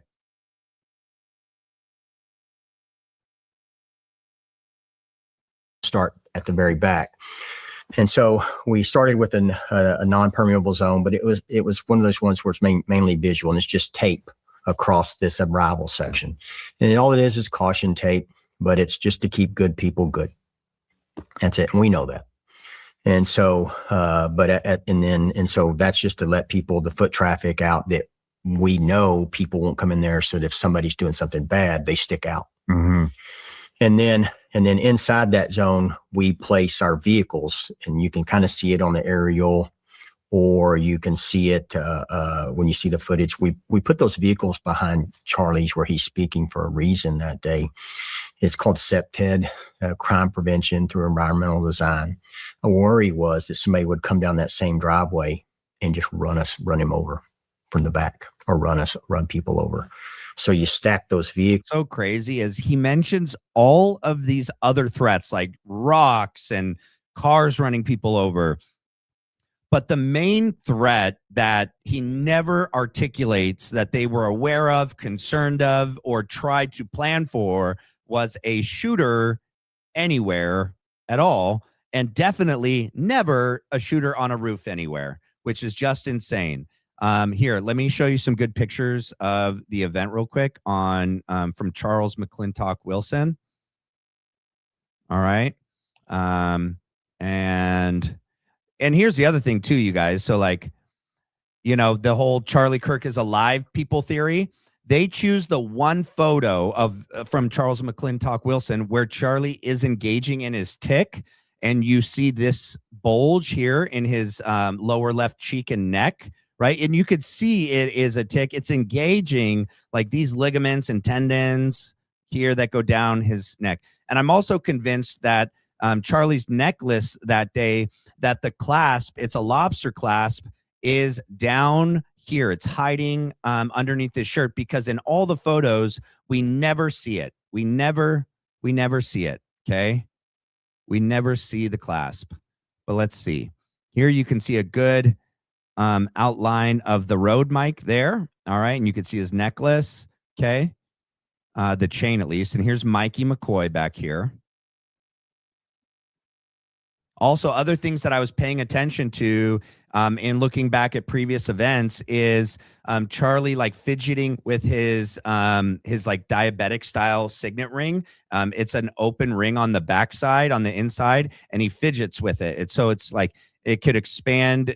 Well, he can like open it or tighten it depending on like his water retention, if he swells, things like that.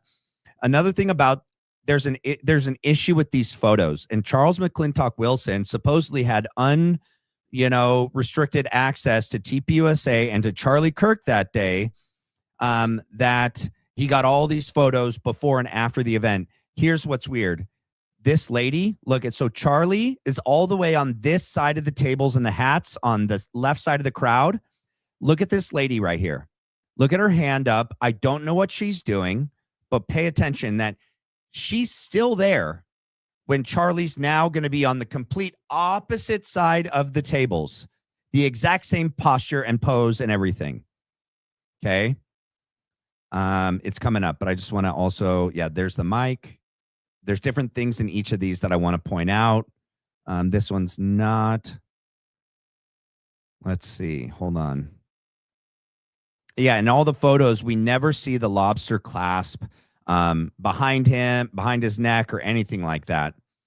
So also the Charlie Kirk is alive people could have at any time shown other photos that clearly show there is no prosthetic. He's not wearing anything on the left side of his face that day. It's simply a tick that he engages in often, and they choose not to show it. Obviously, these are all the right side of him, but just hold on. Oh, wait, is this the one that shows? Yeah. So here, wait, no, go back. Wait, goodness gracious. Where is Frank's phone? Here. Watch. Wait, what the heck? Why isn't it letting me zoom in? There we go. So here's FaceTime Frank. You can actually see there is his wife or his daughter and son-in-law. Someone's on this FaceTime. So we know that when he's holding it up on the other side during the assassination, when he's saying he's FaceTiming, but it's a black screen, we can't see, but we clearly are able to see here. So in my opinion, he's not FaceTiming. And there's Terryl Farnsworth right there as well. Crooked Terryl. Let's see. So once again here, you can see the necklace. The clasp is not there. Okay. And let me see the ring. Yep. You see how it doesn't close right there? There's this line. It has the ability to open and close, and he would play with it. It was like a fidget for him, like a sensory thing. He would play with it. I play with mine, and mine's like a I don't know, like a rubber one. But once again, look, you can see the road mic is there, the outline of it. You can see the necklace, and there's no clasp. All right. So here we're going to get to the other photos where you're going to see the lady and how she's on, and there's a clear picture of the back, no clasp. Okay. I know I'm jumping around, but hold on. I'm trying to get to the point where I can show you. And here's another good picture. You could see the left side of his face. He does not have a prosthetic on at all, right? Right. They could have shown photos, the whole Charlie Kirk is alive people, no prosthetic, not engaging in the tick, no bulge. Okay. I mean, you could also see there's no lobster clasp right there. Here you can see the outline of Charlie's cross. Right. Again, there's Mikey. There's no lobster clasp. Again, and here's the left side of his face. the whole Charlie Kirk is alive people. Why didn't they show this photo? Zoom in, high def photo, clearly no prosthetic. He has a scar on his chin. That's right there, unobstructed. He also has a distinct mole on the left side of his lower chin. That's right there, no prosthetic. Okay. So the whole squib people, the whole, man, I don't even like saying any of their names there, but in order for their Charlie Kirk is alive theory, they're saying that he's wearing a prosthetic on the left side of his face so that this whole squib can be, triggered, and it's a fake wound and it's fake blood. And they use that one photo that I showed you in the beginning where Charlie's engaged in his tick and his left side is bulging. But you can see other photos, but they choose not to show any of these photos that show the left side of his face. Clear, really good photos. No tick, no bulge, no prosthetic.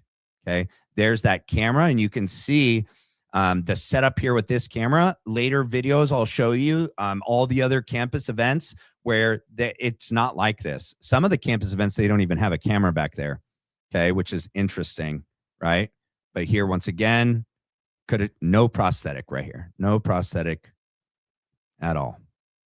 But where is the photo of the lady? Because it's super weird, and it just goes to point out like there's that there's that bulge that's from his tick. But here, hold on.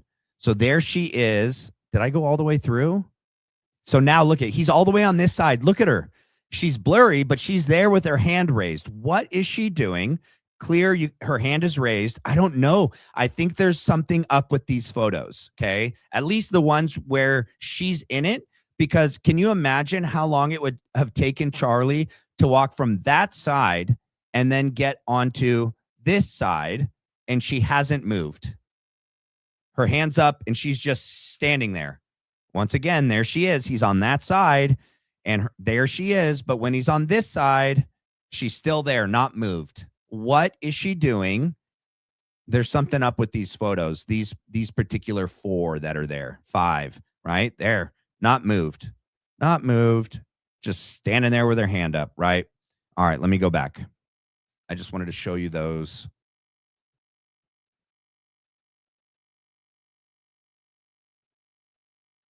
Because he was talking about the set up his security team. That's how I got off topic. Sorry. Vehicles, so that the vehicles are being used kind of like big HESCOs. Oh, that's what I wanted to show you guys. But if I need to do it without... let's see, let me go back. I'd have to click on the aftermath photos, but I don't want to show any of the blood and gore, but I wanted to show the car setup. Well, you can only see, I'm nervous if I share this or not. I'll wait. I can blur it out at a later date if there's any goriness, and then I can show you. Or something. Barricades. Yeah, barricades. And so that people can't get to him that way.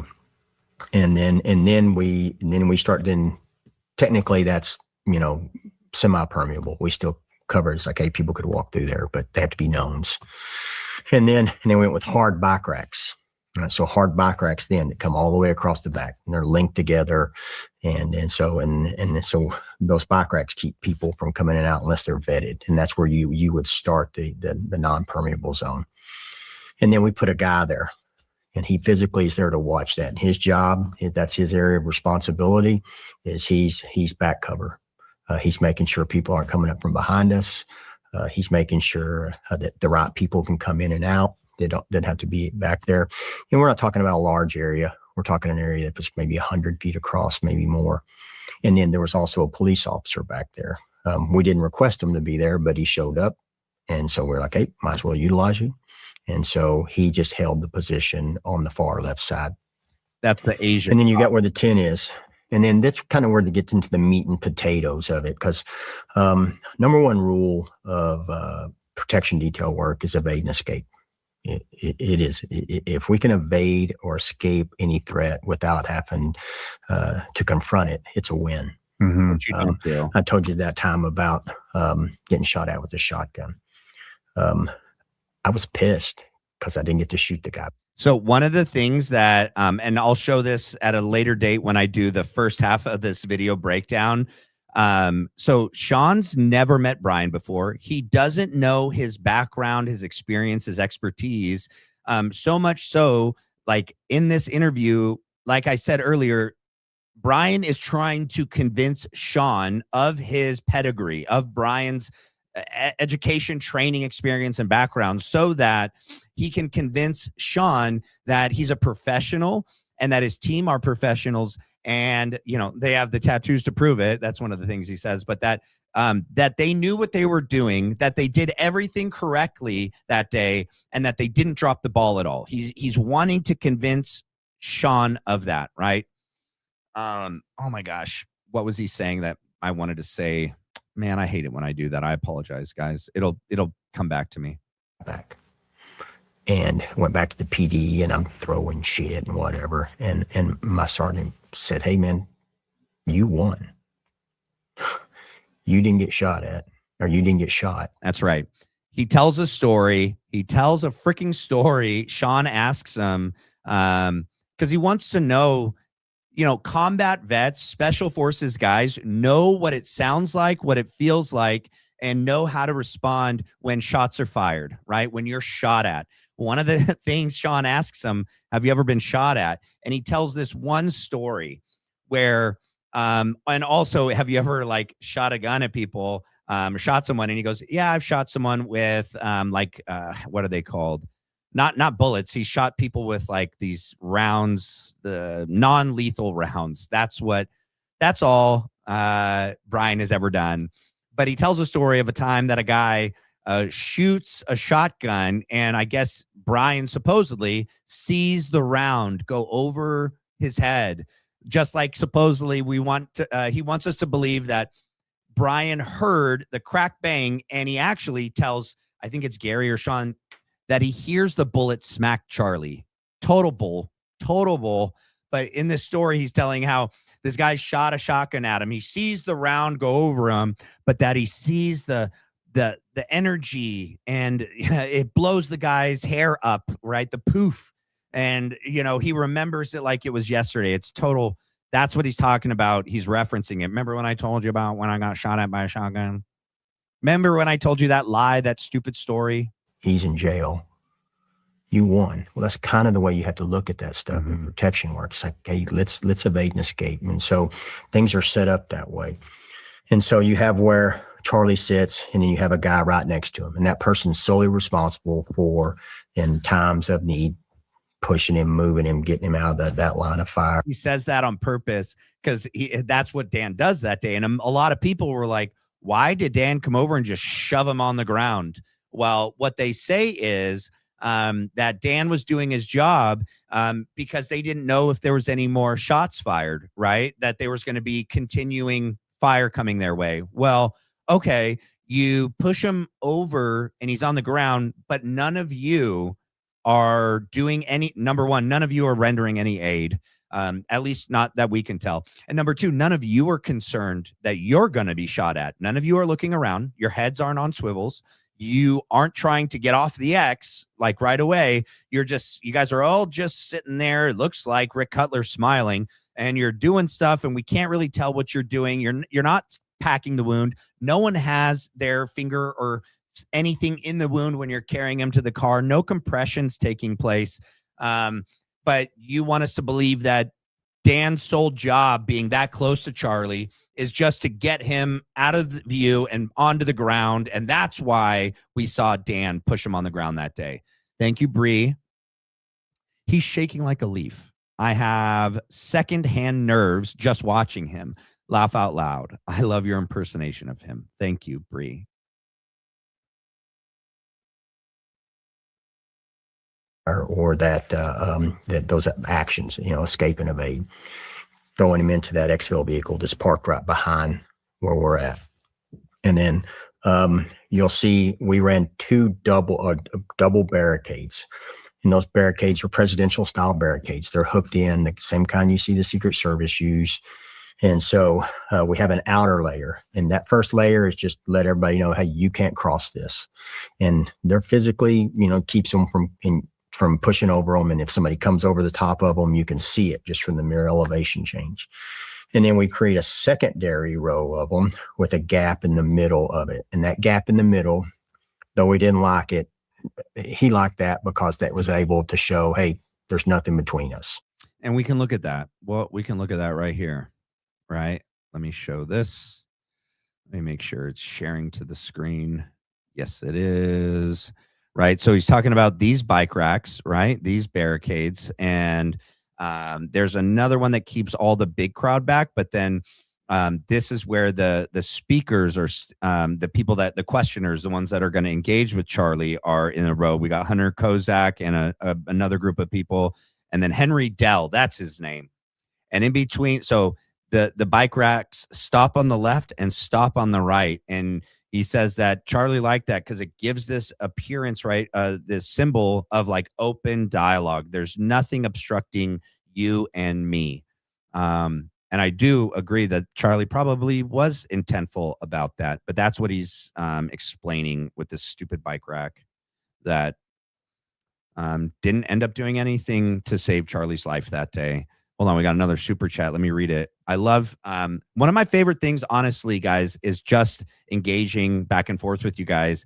So many of the times in the videos, so the lives, after I post them and they're up, you guys have so many good questions. I can't always get to all of them, right? Because they come in as the videos, on YouTube, and I'm not live, but it's when I'm at work or I'm, with my wife or with my kids, and I don't have time to get to all of them. I try to get to as many as I can.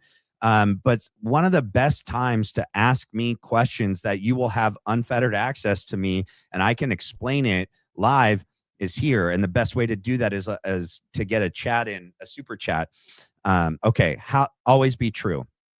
How the heck this UVU event came to be in 7 weeks? How? Why?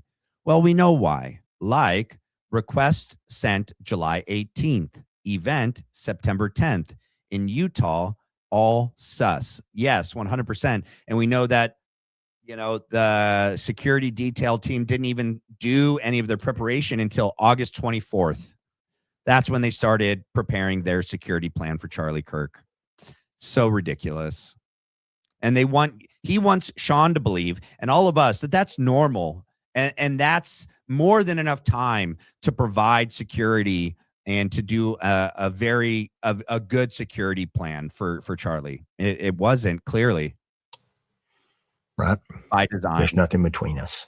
Let's carry out this conversation. All right. But so I have two guys that are at that gap when they come up, and one of them's a measure of a man who has physical capabilities that are incredible. And then nope, you can't bring packages in, no water bottles, check for protrusions, all that. And so when they come through there, and they're the gatekeeper there, right? So they're up there, but there's no looking around. There's no talking. They got prey gaze on the guy who's talking, no blinking. So there's a hard prey gaze, no blinking, or a hard prey gaze. That's another. So once again, he's using terminology that for Shawn, he knows, but for all of us, we would have to pause and Google or throw it in chat for clarification. But if this interview was for all of us, they both, are just so unaware, in my opinion, that none of us would know a lot of this lingo, right? This subculture that is, prior military, special forces, executive security, that Brian is doing all of this for Shawn's benefit, not for ours. To convince Shawn he's using the language in the proper way, at the proper time, in its proper usage, to convince Shawn that he's the real deal. When you get closer, it's like excessive blinking. And so that guys over just to keep an eye on that. Once again, or in real time. He's not answering. He wants to know about the actual security plan. Look at, he's like, come on, dude.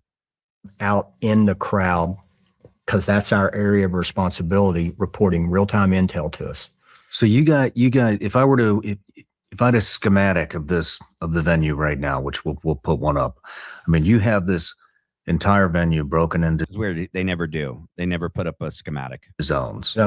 Areas you of have people responsibility. scanning different people scanning. Every zone's covered from scanning. Not only do you not just have scanning, you also have actual plainclothes security professionals. They're all plain clothes. Every single one of the security team members is plain clothes, right? But also what Brian is explaining is that they have a zone of responsibility. Each security team member, right, has a zone of responsibility. That is their zone. That's what they scan left to right, right to left, left to right, right to left. They're never supposed to turn their back from their zone.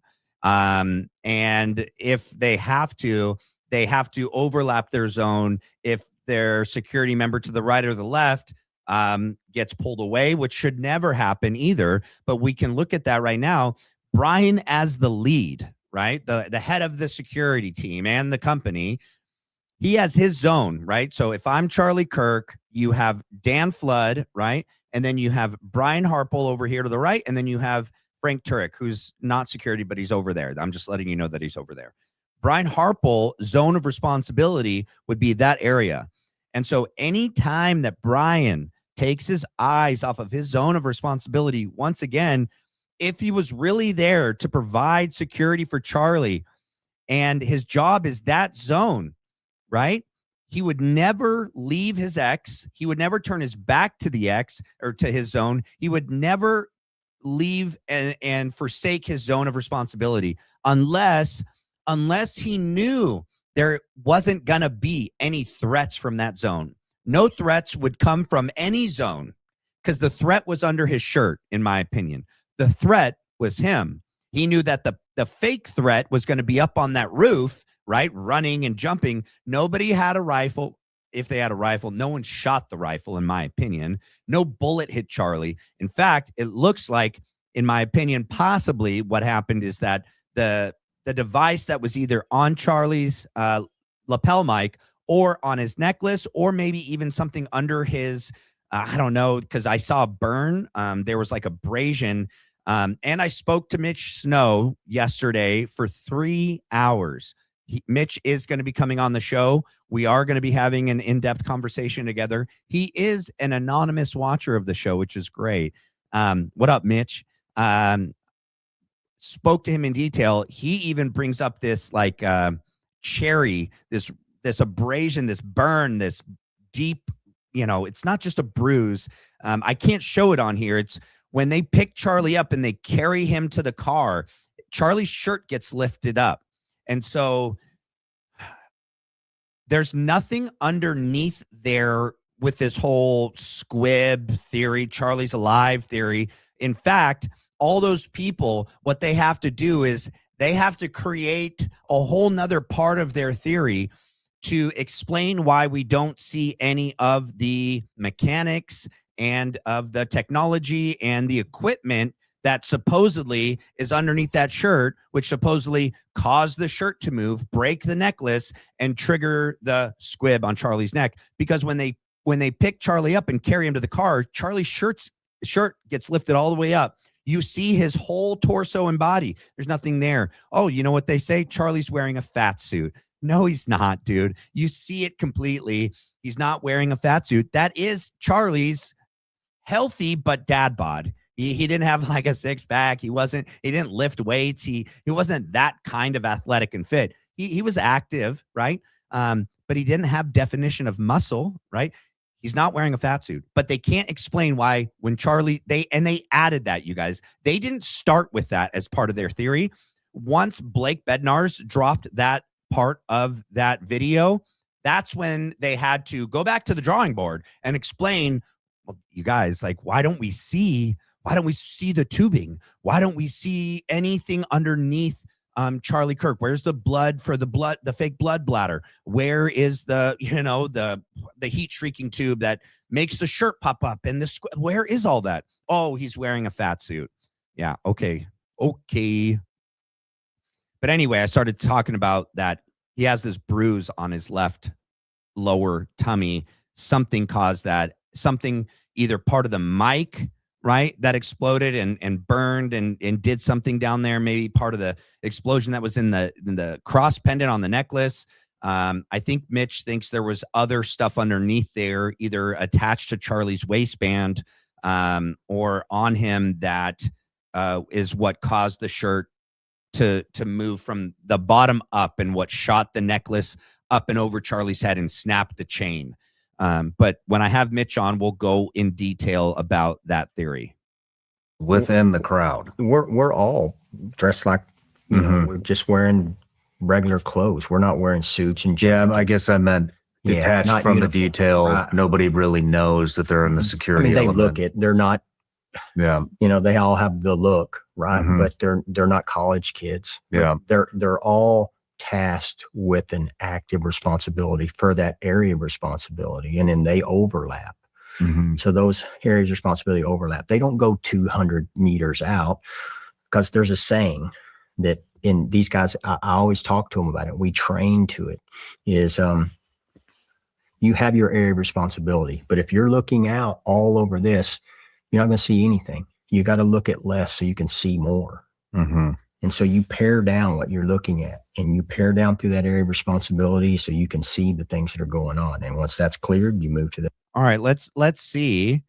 Let's see if Brian Harpole is taking care of his area of responsibility. All right. So I think at this point, you have Phillips Goldberry, right? And Terryl Farnsworth, the AV guys. They're having issues with the speakers, the Rode mic, the handheld mic, which go to the speakers, and whatever device is in the front right pocket and underneath Brian Harpole's shirt, in my opinion, because when he turns it on, all this feedback issue begins to happen. They're trying to figure it out. They can't figure it out, Philip and Terryl. Dan, for some reason, is communicating with Brian after Philip looks at Dan and tells him there's something wrong with the AV system. Okay, I don't want this to be super loud, but let's see. Our valuable time with our wonderful LDS friends. And again, I would just ask you, as you continue in your journey of faith, here he comes. Boom. So Terryl pointed at his ear. Philip pointed at his ear and looked at Dan Flood and said, dude, we have issues with the AV, the speakers and everything, like serious issues. Okay. Dan gets on the mic and calls over Brian. Okay. And they both know they don't want to be on camera doing this. He's reluctant to do it, but he does it. Right now, who's taking care of Brian Harpole's zone of responsibility? Well, this guy looks over, but here's the other problem is they're all wearing earpieces and mics. This guy turns around because he heard whatever Philip said and what Dan said to Brian. He turns around. So who's looking at his zone of responsibility? No one. Is this guy now covering Brian's for him? Well, now he's covering now 3 zones of responsibility, because he's looking back at Dan. Brian's looking back at Dan. They wouldn't be doing this if they thought there was an actual threat possible ever coming from the crowd. Okay. Their threat, they know, is only going to be coming from Brian Harpole, and under Brian Harpole's shirt and in his front right pocket. Of why you believe what you believe, specifically archaeologically. And I think that's an important thing you need to pray about. You can ask one last question. Boom. Look what he's doing. Front right pocket, turning it down. Okay. Undoing it, turning it off. But I think the further we go down this, and he's pissed. The audience gets more and more the impression I'm against Look at him. LDS. Look. Really not. So I don't want to spend too much time. That was a signal too. Did you guys see that? Did you see Brian Harpole look directly at Terryl and Philip? Here, let me show you. Okay. After he realizes there's issues with the device, they're off script now. Whatever they practice and they had planned before, we're freaking calling an on the field audible. Okay. And this is my opinion. I think maybe Terryl and Philip were like, hey, we can't do this. There's issues. I can't fix it. And he tells Dan, and Dan tells Brian. Brian turns it off. But as Brian walks back to his zone of responsibility, he looks at Terryl and Philip Goldsberry and goes like this. and he touches her, and he's like, I see you. Nope, we're doing this. Nope, it's still a go. It's still a go. We're not changing nothing. Today is at all costs, no matter what, we move forward. We keep going. The further we Watch. go down this, the audience gets more and more of the impression I'm against LDS, which I'm really not. No, you're good, So you're good. I don't want to spend too much time on that because I think Then other he shook scholars his might head. be. Brian is pissed. He is pissed. And now they're still trying to figure it out. What also happens next is Terrell's going to come over to Charlie and tell Charlie to move the mic from his right hand. Because, okay, here's the connection, guys.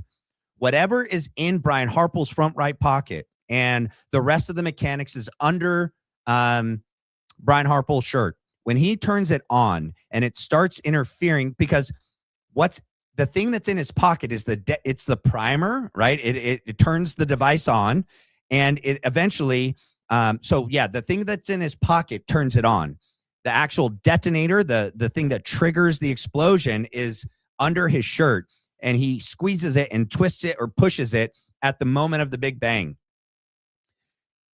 The reason why we can, in my opinion, draw causation correlation is when he turns it on, it's connected to the device. That's where the explosive is. It's either here or it's in the pendant, right? Or Mitch's theory that it could be somewhere down below, but it's on Charlie's body, right? So when this device, which is having wireless communication with the devices that are in Brian Harpole's front right pocket and under Brian Harpole's shirt, that's why when he turns it on, it's on Charlie's body here somewhere, whether it's here, here, or here, that it's interfering with the mic.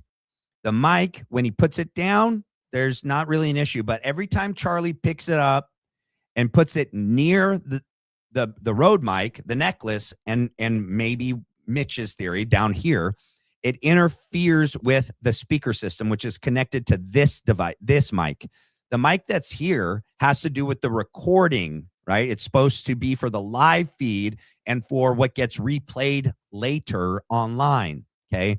When he lifts up the handheld mic, it interferes with the wireless mic and the device that's connected to Brian Harpole, okay?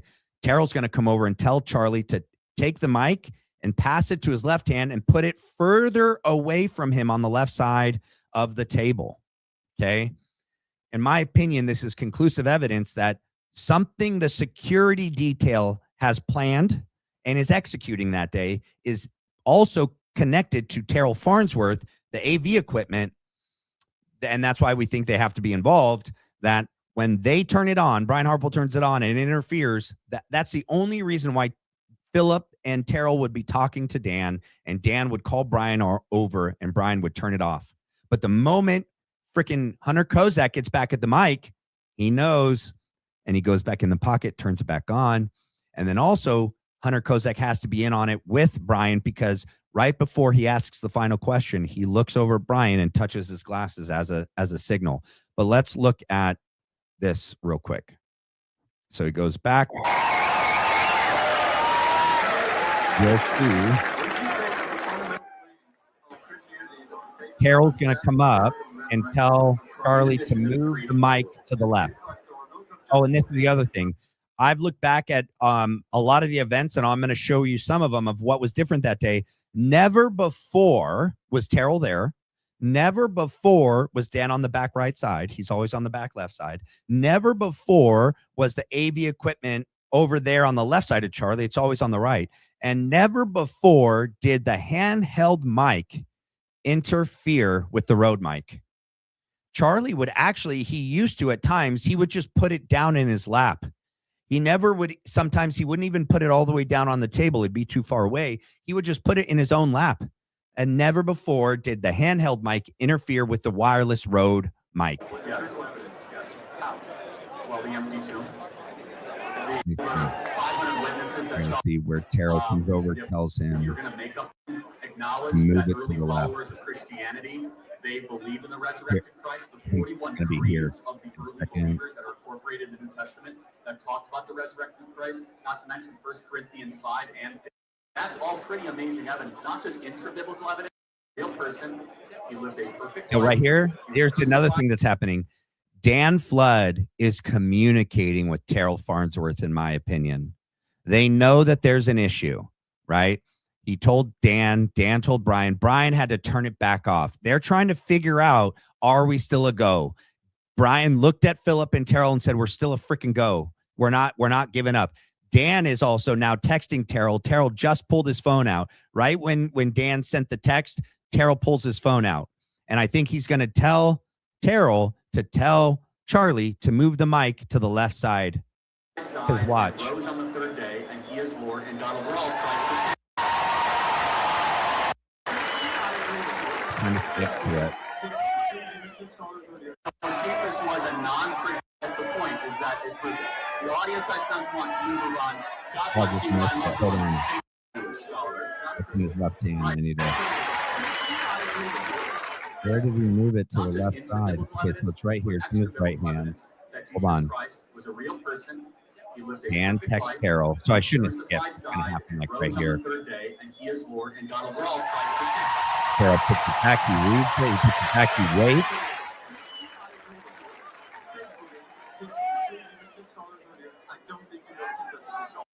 He waits a little so it doesn't look, in my opinion, like, wait, when did, oh, he handed it to the left. When did he put it on the left side, though? And he sets it down. Hold on. Oh, yep, here it is.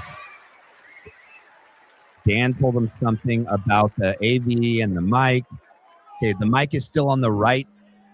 The mic is still on the right-hand side, and it's still on the right-hand side of the table. Yep, it hasn't switched over yet. Here. So now Hunter Kozak comes up. Everyone knows. Everyone's body language kind of changes a little bit. So, and this is where Brian Harpole's hands for the first time go from this to this, okay? So he's already gone back in his pocket. He turned it back on.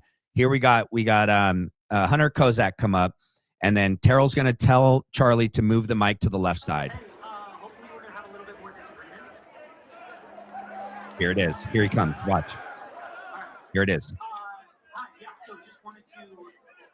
Move the mic to the left-hand side. Switch. Boom. Moves it over there. And now for the first time really today, and so there, actually, now he turns it back on. All right, he's Brian's in his pocket now, turning it back on.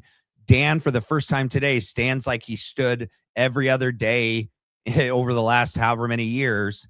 But then he's going to go back to hands down because he knows he has to do the arm signal coming up, and he needs it to look natural. If he's standing like this, and then all of a sudden he goes like this, it's not going to look very natural now, is it?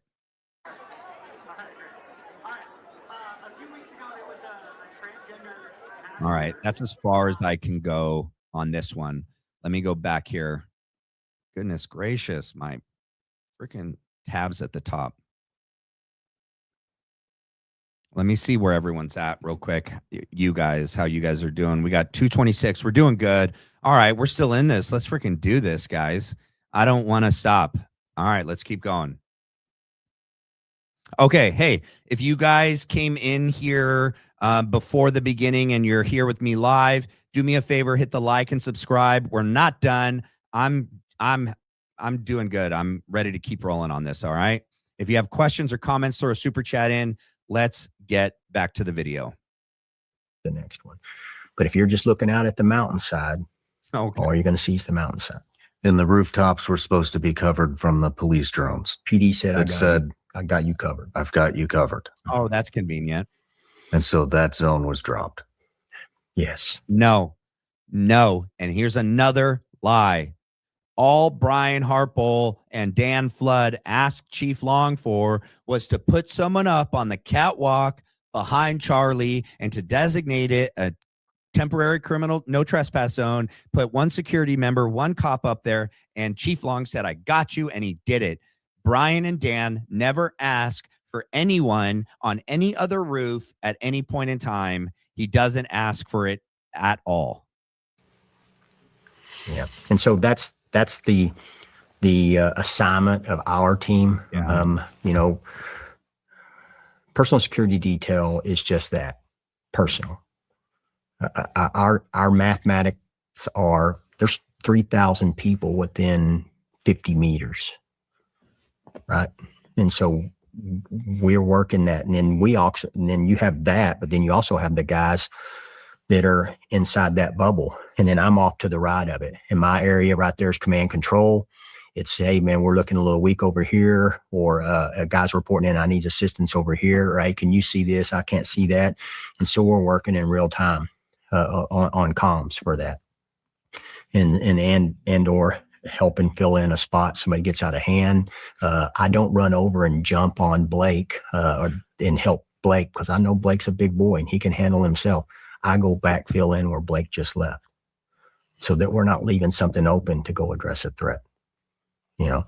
And so unless it's something catastrophic, obviously. He just contradicted himself, because we know in the video we just watched, so you're never supposed to forsake your zone of responsibility, which they do. Brian does. He leaves completely and goes to talk to Dan Flood, because that is the most important mission of the day. The most important mission of the day is that we cannot abort this mission. Charlie Kirk is going to be taken out today, period, no matter what. So much so that when the issue with the AV and the weapon in his pocket and the arming device, that he leaves his zone of responsibility. No one fills in that zone. He goes and talks to Dan, completely takes his eyes off the zone, looks at Philip and Terryl, points at his glasses like, we're not done, you freaking morons. We're doing this. And then eventually makes it back to his zone of responsibility. A big no-no. And he says they don't do that. And they just did. So whatever, dude. Matt, you're going max tonight. Go off, Matt. I will. Thank you, MRK. You're awesome. All right. Let's get back to it. And then you saw in the video where something catastrophic happens, there's no chatter needed. There's no talk to be needed. Every guy's done that. Well, there was chatter. There was talk before the Big Bang, because you guys were trying to freaking audible and make sure everyone just moved on and kept going with this plan to take out Charlie. We practiced that. And there was a radio personality. I won't even say his name because he's not worth it. But okay, he came out and he's like, look at this. These guys are like a football team. You can tell they were zipping and zapping. You can tell they rehearsed this. You can tell they were staged. This. Yep. And it's not just him. And he must be talking about, I don't know, Alex Jones or Stu Peters or something. Probably Stu Peters. Was staged. It was. And I'm like, they didn't even hesitate. And he's sitting there just cracking us because our guys didn't run around like with chickens with their head cut off. Mm-hmm. No, it's that when this goes down, Dan Flood shoves him on the ground. Guy jumps over the table. The Y refi guy shoves, I think it's Blake on the ground into Charlie. You guys stand around. Brian Harpole looks like he hands something off to the refi guy, but then points. Refi guy like grabs, unless it was edited, I don't know, nothing. Because then Y refi guy turns around and just pulls out his phone. Stands there. So whatever freaking Dan was telling him to do and pointing at him to go do, he doesn't do. He just stands there. So, yeah, no, you guys, it's not that we wanted you to run around with your heads like chickens with their head cut off. We wanted to see you guys actually rendering aid to him. You guys are crouched over him. None of you end up having blood on your hands, which is super bizarre. Rick Cutler seems to be smiling and laughing. And then you guys just pick him up and take him to the SUV. No one's holding compression on the wound. And I was like, yeah, that we practiced that. How it's supposed to be. It's how that when we train, we have iterations, whether it's PT or medical or shooting. And in the guy that finishes last, because everything's a competition, because that breeds near perfection. Oh, yeah. The guy that finishes last, he has to get carried by the team to the next iteration. And how do we carry them? The same way we carried Charlie. So that's been done literally hundreds of times. And so you don't need to talk about what you need to do when you know what you need to do. Was there anything strange, anything stand out, anything at all? Or did this just you know, once you guys were in place, once the event had started, Charlie was speaking. I mean, is there anything that seemed out of place at all? No. Well, we do the arrival, and we were supposed to do a meet and greet when he first arrived, and that meet and greet was in a hard room.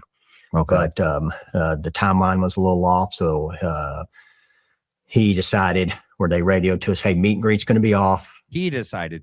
Everything is everyone else's fault, right? And the timeline was off. Well, they kept Charlie like working like a dog, so busy to the moment he couldn't even do this meet and greet when he showed up. He didn't have time to pay attention to his surroundings. He gets there and they mic him up. He throws hats out and, you know, says hi to people, takes a couple pictures like with Butch Hibbs and a couple other people, and then they mic him up, and then boom, you know, like a freaking cow to a slaughter. They just set him up and say, go. Like, let's see. I think I can show you. Not these ones. Those are the gory ones. I don't want to show any of that. Hold on. I know you don't see it yet. Just give me a second while I pull it up. Let me share this because I didn't. There we go. Yep. Now I can share. Let me scroll down and I'll show you what it looked like when they get there. It's further down. Okay. So this is Charlie. It's kind of backwards, right? So this is obviously him when he's sitting down. And so this is, yeah, backwards, right? So if I go to the bottom, this is him pulling up to the event. Okay. And obviously he does somewhat of a meet and greet here. This is the guy, I think his name is Blake, and he gets shoved over. He's the only one that ends up with blood on him, blood on his hands. And then we got Dan Flood over there. But these are like TPUSA chapters, like volunteers that are there. Let's see.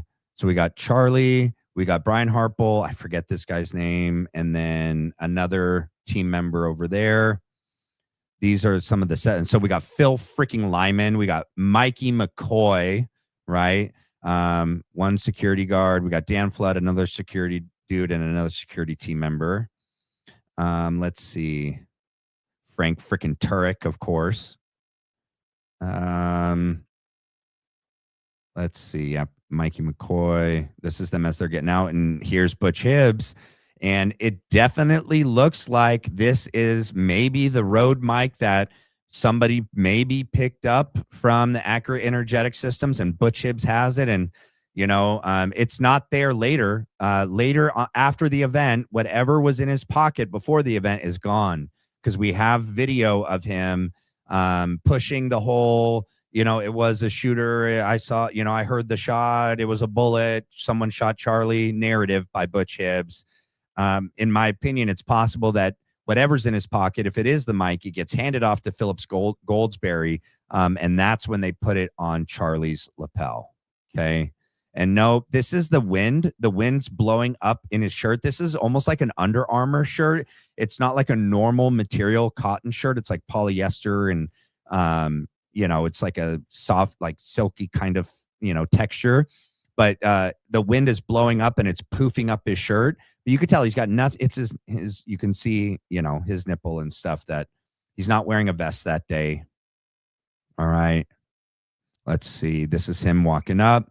And he, right when he gets there, he says hi to a couple people, takes a couple pictures.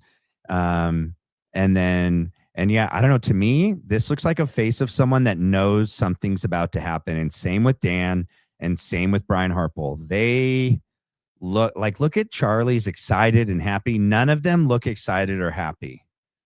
Okay. Mikey, definitely look at his lip. Remember his lip that quivered? Here, it's like his lip is like, he's like biting his lip. He's like, you know, in preparation for this event, what is about to go down.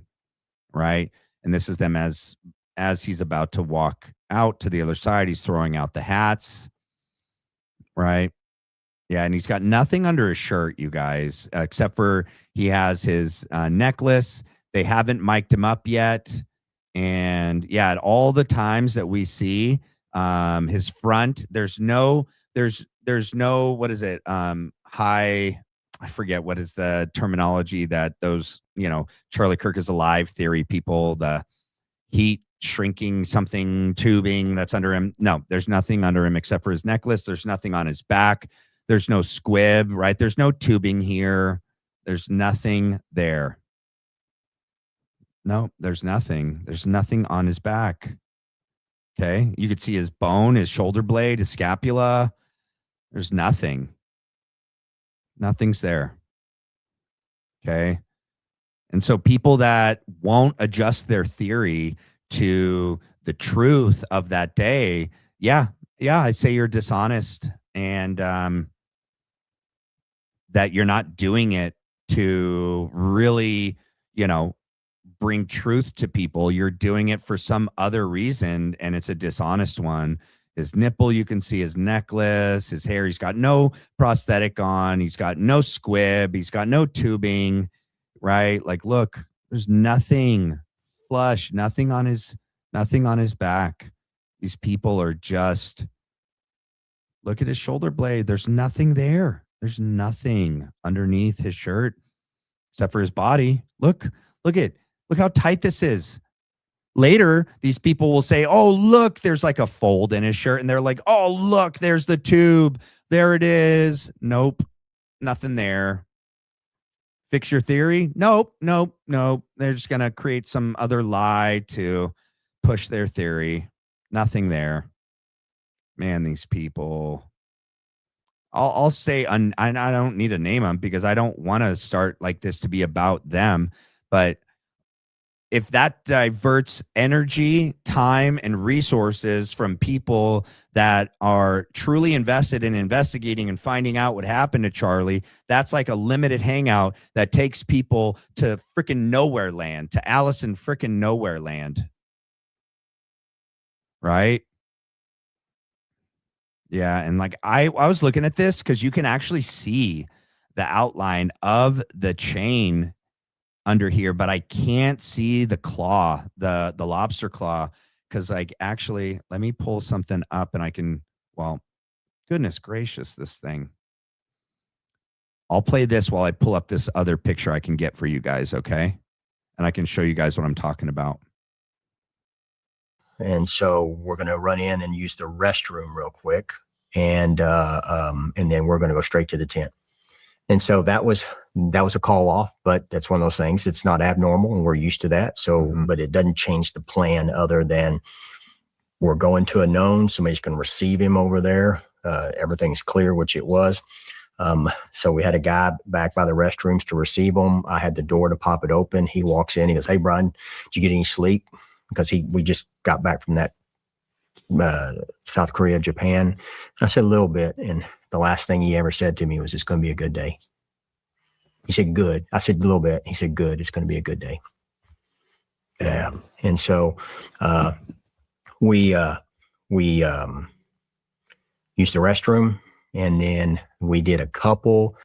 So this is what we're looking for on Charlie. And this is from a different event that I found and I sent to John Bray. So the one on the right is a picture of a previous event. That's the lobster clasp claw.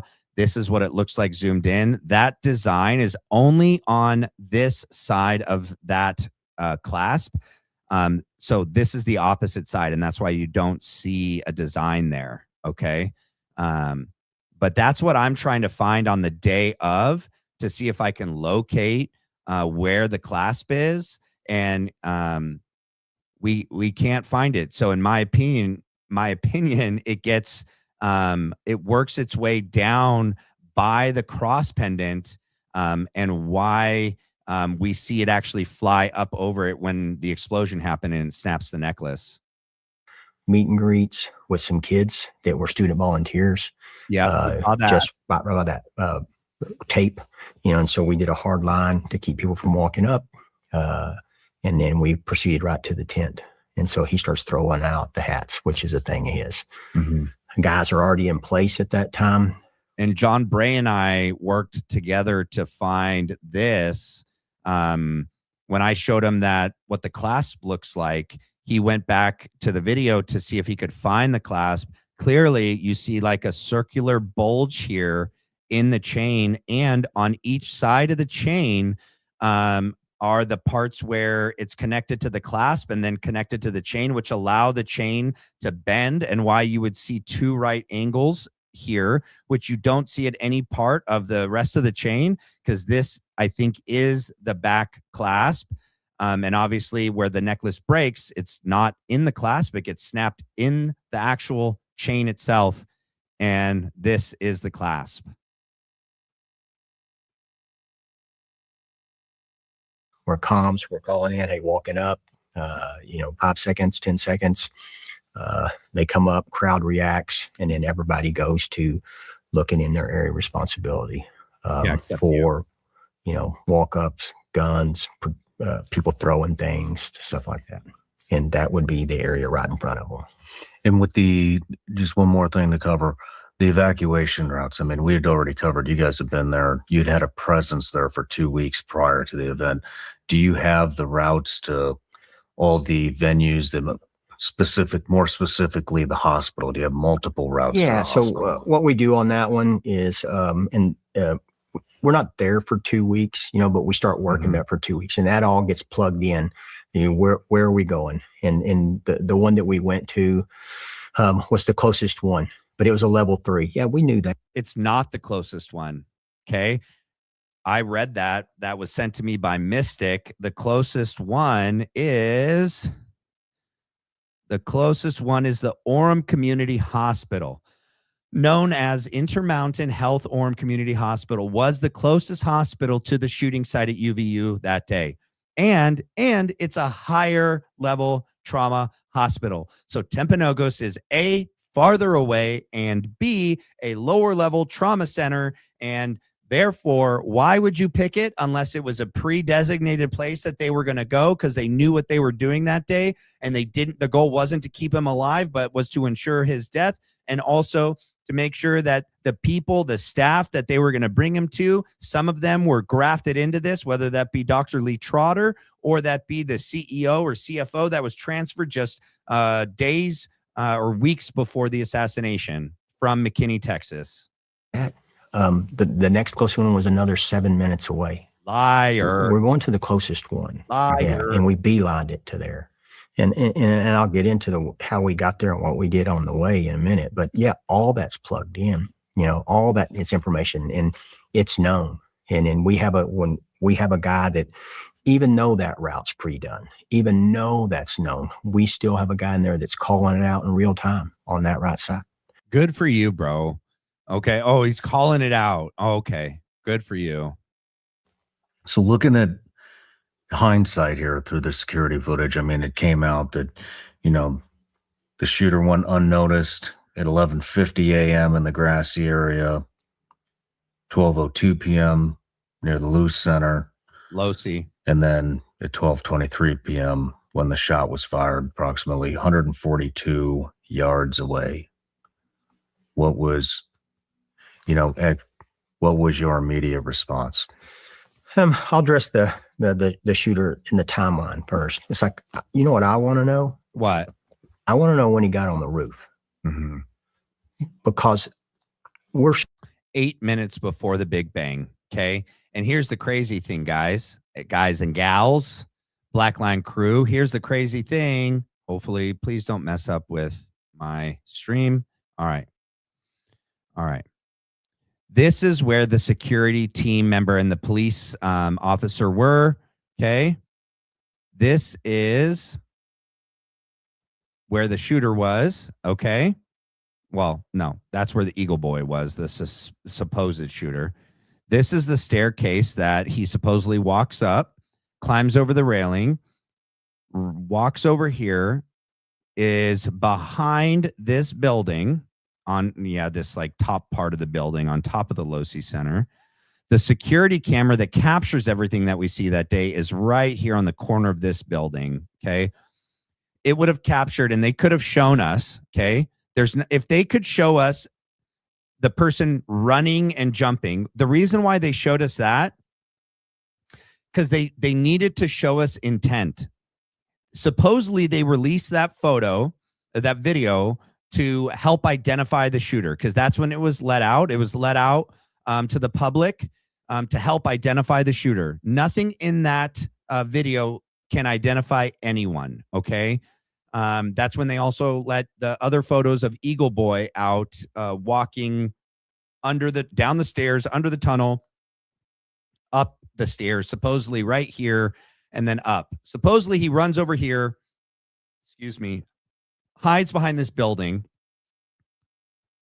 supposedly changes his clothes, is out of view for 8 minutes. But mind you, there's actually cameras everywhere. So there's another camera somewhere that actually would have gotten a better view of him and would have shown him on this side. Well, they don't show us that, okay? And they don't even reference that in any of the court documents, okay? Then they say the video in the charging document and the probable cause statement says that the video that they're referencing is the one that they showed us, and that it captures him run out here halfway, then low crawl.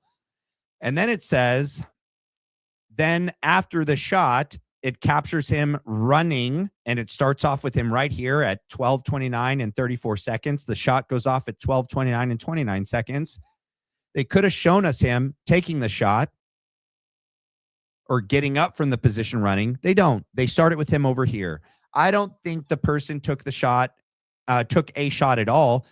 I think Eagle Boy was only there for the photos they show us of Tyler, Eagle Boy, walking, because they need to show us this kind of like a movie. When a movie is filmed, it just is filmed in these segments, but then when you put it together, it paints a picture. Similarly, they show us all these different photos and videos of that day. Someone walking in Phil Lyman's neighborhood, limping. Oh, he's in shorts. Oh, now he's in pants and he's got the Eagle Boy outfit on. And then, you know, there's no footage. Then there's the pictures of him walking down the stairs, walking in the tunnel, up the stairs, then nothing else. Then they show us a video of him running and jumping off the roof.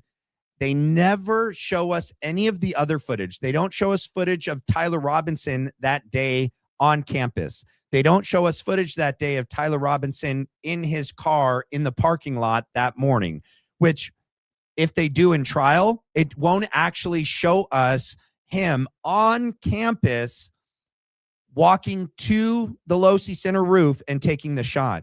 That's someone else completely, okay? But they show us all these different photos and videos, and they want us to fill in the blanks like a movie, as if, yeah, and they say that, oh, the rifle's down his pants.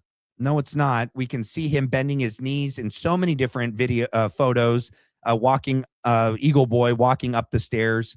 Well, okay, where else would it be? Well, it's in his backpack. No, it's not, because it would be sticking out of the backpack. There's so many holes with this story. They are very careful when they said in the court hearing the other day, they even acknowledge that the video and footage of Eagle Boy doesn't look like Tyler. They know that. They say it's because he's wearing a disguise. Well, what's really different about his face from the afternoon footage of Eagle Boy and the morning footage of what is Tyler Robinson? Because they definitively say in the courts that hearing at just this past week, sorry, they say that clearly they can tell, and the footage clearly shows Tyler Robinson. Okay, that's in the morning. He parks in the parking structure, walks around campus, gets in his car, and leaves. Okay, well then later, the footage that they're referencing that they say is Tyler, they preface it and say he's wearing a disguise. Nope, he's just wearing glasses. He's wearing a hat in the morning and a hat in the afternoon. But now, because he's wearing glasses, it's a disguise. Well, they're like, well, and we don't really get a good picture, photo or video of his face because he's aware of the cameras. He wasn't aware of the cameras in the morning when he's parking his car and walking around campus. He doesn't try to hide himself with the bill of his hat when he knows a camera is going to be picking him up on the camera. Nope. In the morning, it's a clear picture. Clearly him. Just enough to be like, he was there. But then all the footage of Eagle Boy later, they preface everything like, we don't really get a good picture of him. He's wearing a disguise. He turns his head away. He's aware of the cameras. Nice. Yeah, how convenient. All of that. That's supposedly Tyler, and we never get a clear clear image or video of him. And that's supposedly the footage that the parents saw and identified him. That's it. That's the photos. Sorry, I didn't mean to hit the mic. The photos and videos that they reference and say, those are the videos and photos that the parents saw and were like, that's Tyler. And the video of him, little dot, running and jumping off the roof, that's Tyler. Nope. What about the supposed grandpa's rifle, right? That they supposedly see online and identify that as their heirloom family rifle, Mauser 98 from World War II, from the 1940s. Nope. That black photo, or that photo of that black rifle, that's not the Mauser 98. That's not a 1940 rifle. Supposedly, that's the photo they see on the news and go, oh, that's Grandpappy's rifle. Hurry up. Text Tyler now. Text him now and ask him where Grandpa's rifle is, because now we see a photo that they supposedly go, that's Tyler. And now they see the rifle. Now they're positive it's him. Text him now. Ask him to send a photo of the rifle now. Perfect for their little stupid narrative that, oh, he responds back, I don't feel good, I can't send a photo. And then supposedly he's texting Lance Twiggs like, oh, I guess, Grandpappy's rifle really does work and the scope on it's $2,000. So stupid, you guys. The whole thing is so stupid that the people that believe it are either A, actually stupid, or B, fully corrupt and dishonest and have no integrity, no principles, no ethics, no morals. Evil people willing to lie. Shooters, where it's easy because we have a range and our guys do it as a sense of pride. Even though we know we work on all this other stuff. All right. More. Pride. Okay. You do. Hold on. It's a good idea. Yeah. It's mental preparation. Mm-hmm. Yeah. So here's a visual of what you guys correct were able to see. Yep. And so here's my question, and hopefully it'll come out in timeline. All right. We've all seen the pictures of the guy when he came on through the staircase. Mm-hmm. It's like, okay, there's a difference between a guy walking up and getting on a roof and a guy walking up and getting on a roof. And did he run over to a known position? What you're doing there tactically is you're working a loophole. You guys did that on a roof. You bang a hole through one side, and then you step back and you put another hole and you shoot through that hole when that opportunity comes through. Like, this is a big loophole. And so you tell me you just ran up onto a roof, pop yourself down in a position that was in a loophole. Can you describe that loophole again real quick, just now that we have the visual up so people can see it? You get up on this Sorensen Center. I mean, not Sorensen, Lucy Center. That's behind the Sorensen Center. So this roof here, this is the Sorensen Center. Okay. This is the Lucy Center roof, where literally Charlie himself and all of these security team members would have seen a person low crawling out to because the person would have had to have been able to see Charlie in order for Charlie and the security team members to see him. Like if the Eagle Boy can see Charlie and take this shot, then everyone in Charlie's exact location could see him. Okay. And here's the thing. None of them said anything. None of them. Oh no, they're just worried about their zone of responsibility right here. Okay. But the peripheral, you'd see a dude in black clothing crawling out to the shooting location, not to mention the people that are on the catwalk up behind Charlie, the security team member and the police guard have an even better unobstructed view. They're actually on his level and would have seen him climb over the railing and go out and change and then go out to the shooting position. Nope. Nobody saw anything. How convenient. And so from where we're standing, we can't see it. Mm-hmm. One, it's not our area of responsibility. So that's why we're not looking there. First one, we're looking at threats right in front of us. You see, how many threats do you have in front of you right here? About 3,000. 3,000. Right. And so that's what we're looking at. And then it's kind of like you could be in front of an 18,000 foot mountain and there's a 36,000 foot mountain behind it. You're not going to see it. Mm-hmm. And so we have to be cognizant of that. And then if he would have stopped just a little bit to the right, he wouldn't have been able to see it because the source and center would have been in the way. I mean, you can, it's a very specific. Yeah. And there's no way that Tyler or Eagle Boy or any lone gunman would have known that, even if they knew that the event was at UVU, that unless someone told them where Charlie was going to be in the menorah courtyard, and that Charlie's tent and his chair would be just enough to the right, that there would be a perfect line of sight to that tip of the Losi Center for him to take the shot.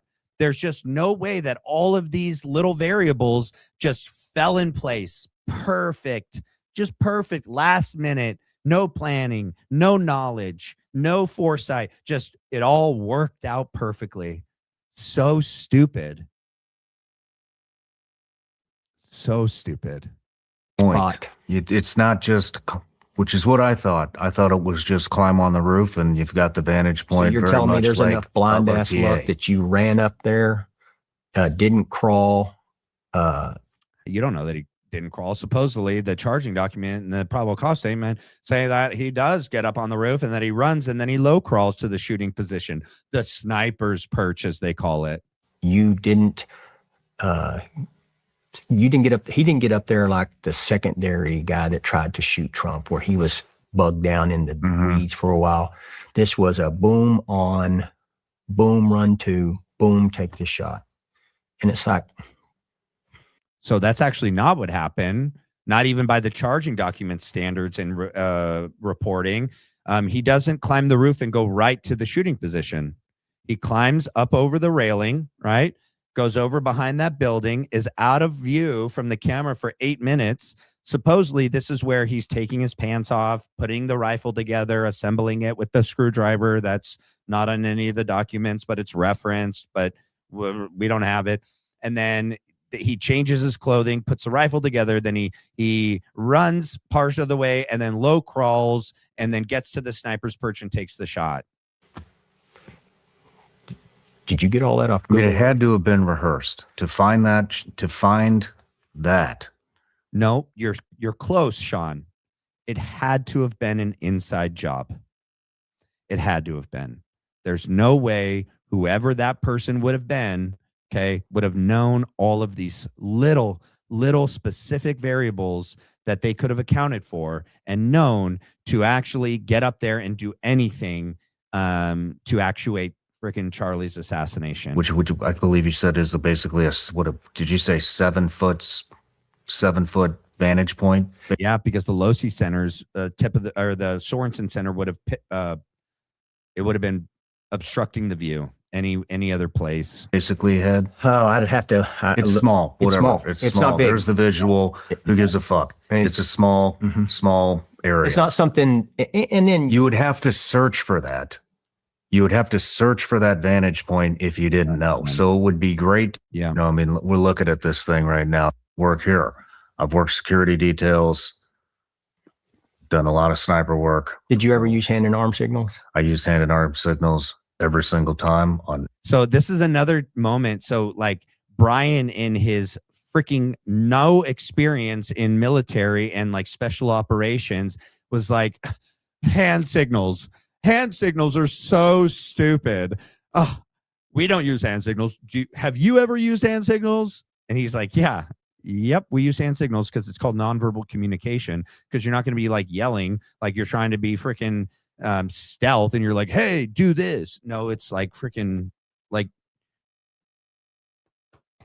yeah, or like Hunter Kozak. Ugh. Or like when Brian looks at Terryl, he's like, ugh. Every detail, everywhere I went. Yep. And, one of the rumors was, he's got the ball cap. He did the ball cap wiggle. That's the Marine Corps sniper. I've done a lot of sniper operations. Nobody wears ball caps. So that was my lead question. You ever use hand? That was my lead question. You ever use hand signals? And he goes, yes, we did. Oh, but not the ball cap. Okay. Screw Frank Turek and his stupid ball cap. He also pinches his cheek. Who does this? He literally pinches his cheek like this. Okay. What about Dan? What about taking a step forward? What about that? hand signals? And it's like, yes. Yes. Were your And hands? you had already established. I'm going to cover for you here Yeah. Oh. because I'm going to cover for you. Shawn, your job is not to cover for him. Your job is to ask him the questions that your viewers, the public, have a right to know, and we want to know. Your job is not to cover for him, dude. This is a rumor that I just fucking hate. I know it. Because I know it. that is what it takes. Okay. You can't be on the radio all the time because you're tying the net up. Yeah. We had already established that you had other security professionals within the crowd that you're trying to communicate with, and that's how you do it. That is how you do it. Well, I'll speak to this one. You're using hand signals, or if you were to use hand signals, and those are an option, especially in the Wayback Machine, is you take them to 1985. And when people said something that was untrue about you or your family, statement, like people talking smack, and you take them to the Wayback Machine and you beat them up. Okay, great. And I mean, this is a live fire event. It's not everybody thinks in hindsight, well, this is a one-shot assassination.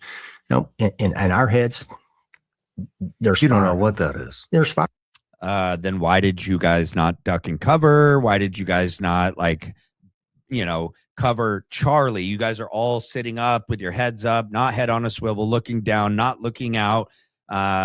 Yeah, you get off the X, but while you're still on the X, it's like, you guys know there's nothing else coming down range. There's more to come. Yeah, no. Putting a human shield around him, but it's still just concealment. It's not cover. They didn't put a human shield. And so I initially dove down on top of him and just was on him almost face to face. And then when I was doing that, I went down, I could see the wound. Oh, yeah. So let's see if I'm be allowed to do any of this. Hold on.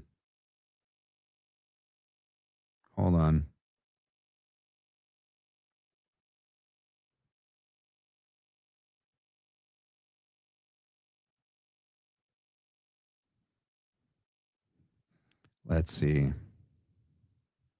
Oh, it's blurred out. All right, hold on. All right. Let me turn the volume off. All right, he's there. All right. Ooh. Does he pull out a gun? No. All right, so here. I can show this.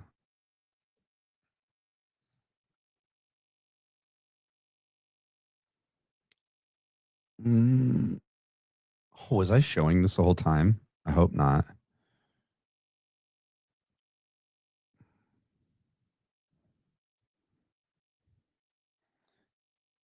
Yeah, does it really look like they're worried about anything else coming down range?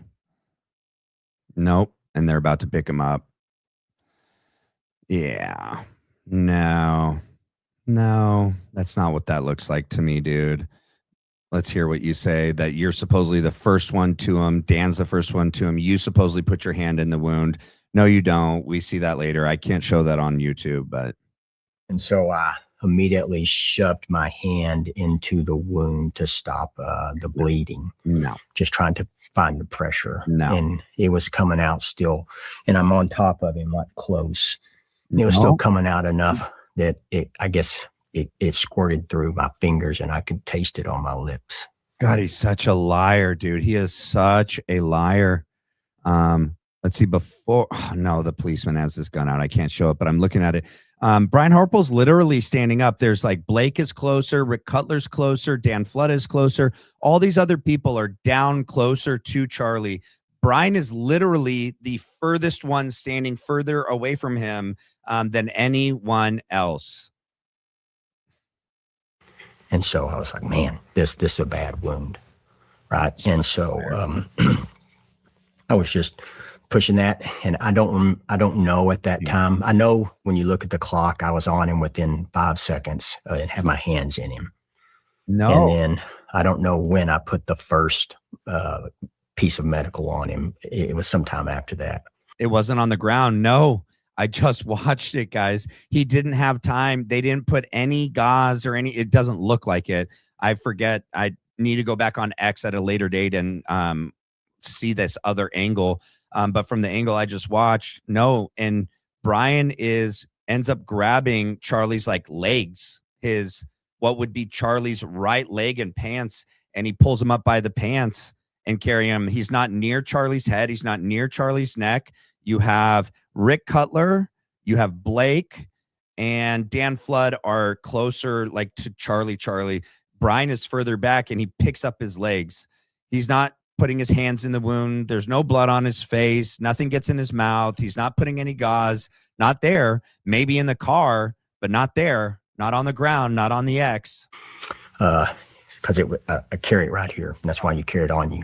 Yeah. You got to have it there. So, but then I remember pulling back away and thinking, damn, this is bad. Like it's coming out. And I don't remember saying this, but the guys told me, and you can kind of see it on the video. I said, prep the car. And I just prepped, and you see the two guys just take off. And that car's prepped in position, but what I mean, doors are open, I mean, the whole deal. And then so we're doing pressure control there, and it's a carotid artery, so you can't put a tourniquet on it, obviously. And in my head, that's the other thing, right? So we don't know for sure that it was the carotid artery. John Bray believes it was the jugular, right? And it drained from the brain, and that Charlie's probably sustained extreme traumatic brain injury, and also that his heart was stopped. And so all we saw, and why we saw it come out like that, was that whatever went in clogged the wound, and there was a delay. You see the wound, but you don't see any blood. And then it like kind of uncorks, and it kind of just like pours out, kind of like it's just being poured out. And then it's a darker color and it looks thicker. It's either deoxygenated or something. It has something to do with it being like brain blood. Sorry if I don't know the proper terminology. If there's any medical professionals here, they probably know and could speak to that. But yeah, he's saying it's a carotid. Well, if it was a high velocity round, if it hit the carotid and his heart was still beating, because later he's going to say that, oh yeah, he still had a pulse and they got a pulse all the way in the ER. Well, we would have seen high velocity blood splatter, and we would have seen spurting as the heart was pumping blood out, and we didn't see any of that. So nice friggin' try. Like, you know, pack pressure pray, man. These are what you can do for that wound. But then, so I'm on top, and then I told the guys. He does this a lot. Looks down. Yeah. Dishonest. We got exfil. We're all out here in the open. Yeah. We're trying to give wound care, and we got to get off this X. No wound care. And so, but I just said, we're exfilling. And so we got up, I think it was like 15, 16 seconds from the time the shot happened to the time we were picking him up and headed. 15 to 16 seconds. Yeah, that's what it was. Yeah. And so that's fast. Yeah. And this is horrible, but that is fast to get an initial assessment, plug a hole, pick them up, move them. Yeah. And so it's just like, dang. And it's some horrible realities of it too, that like I told the guys this, and I haven't. Oh my gosh. Pretend to get emotional. Okay. Yeah. You got lint on your pants. Oh, take a sip of your coffee. There's no real emotion, just like with Erica Kirk. There's no real emotion here at all. This is all performative theatrics. You when I jumped down on him, he had doll's eyes. And so I was like, man, these are wounds incompatible with life. You know. Yeah, he was dead. Oh. Yeah, how did Brian Harpole and Terryl Farnsworth immediately, and Frank Turek, they all tell the story that they knew immediately. He had doll's eyes. He was looking straight through me. He was, absent from the body, present with Christ, looking through me into eternity. Terrell's over there taking a video of himself. Oh my gosh, Charlie's dead. Charlie's dead. They shot him. They killed him. He's dead. He hadn't even made it to the car yet, and Terrell's pronouncing him dead. What a good friend, not calling the cops, not trying to help, getting up there, taking a video of himself and then recording them carrying him to the car, and then being the first to report on his social, Charlie's dead. What a scumbag. You want to take a break? Oh, yeah. Let's take a break. Okay, I need a break. Yeah, I need a break. Yeah, take your little break. Take a little break, Brian. Hold on. It's like, man, this is a bad wound. It's not compatible with life, and that's an old medical phrase that you use for reporting. Right, because you're a medical professional, right? Yeah, as a cop, you're a professional. You're a doctor. You're a combat nurse. Later, and I mean, I hate to get graphic, but that's that's how you do it. Absolutely. I mean, I remember Freaking Yeah. John. the eye thump. Yep, You and know, so if there's no movement after you thump the eye, that is, Good. it's and so, done. same. And It's so over. at the time, I mean, Same. I broke down just then, but I think, and some of my close friends had told me I didn't weep a tear after that for like 3 weeks. Not, it's like, hey man, I was like, yeah, there's a time for that. These guys, the guys I'm with, we've seen a lot of Bad. effects of violence, messed up kids, guys that stick things into kids, and just horrible people, right? And you compartmentalize that junk, right? So that you can, you got a job to do. And then sometimes those things, when you open that box, they come out, right? All right, dude. And so we get up, and the timeline on that's like 15, 16 seconds, something like that, where you can see we're prepping. But the problem is direct pressure, right? So when you're in a medical deal, and you've been in I've had these before on major accidents and GSWs, when you show up on calls, is you can't give direct pressure and move, right? In exfil, and you have to have counters, like giving CPR. I mean, I do agree with that. So that is one part of this that I agree with. That, well, that's why it would have been important for one of them, somebody, and it could have been Blake or it could have been Dan, that you don't see because they're behind the table on the tablecloth. Somebody should have packed the wound with the Instaclot. That's where the Instaclot should have gone in, and enough, because when they all pick him up, no one can like hold compression on the wound on his neck, while they're carrying him to the car, unless they put him on some sort of like hard stretcher, right? Where when they push on the neck, his head doesn't flop. But if they're carrying him, number one, the goal is to get off the X. The goal is to get into the car as quickly as possible. Also to do as little more damage to him as possible. But it's pretty impossible to give actual quality compression to the wound on his neck, no less, when they're carrying him to the car. And so I do agree with that it's near impossible to give a solid compression when they're carrying him to the car. But that's where Instaclot should have gone in, at least one or two, maybe wrap it and then carry him to the car. When they get to the car, take the Instaclot out, put in gauze, hemostatic gauze, and actually pack it really good, and then hold pressure until they get to the ER. All right, we're at 3 hours. We're going to stop here for the night. We had a good amount of people the whole time. I want to do super chats and questions and comments, you guys. We have 180 people still here. If you haven't done so already, please hit the like and subscribe.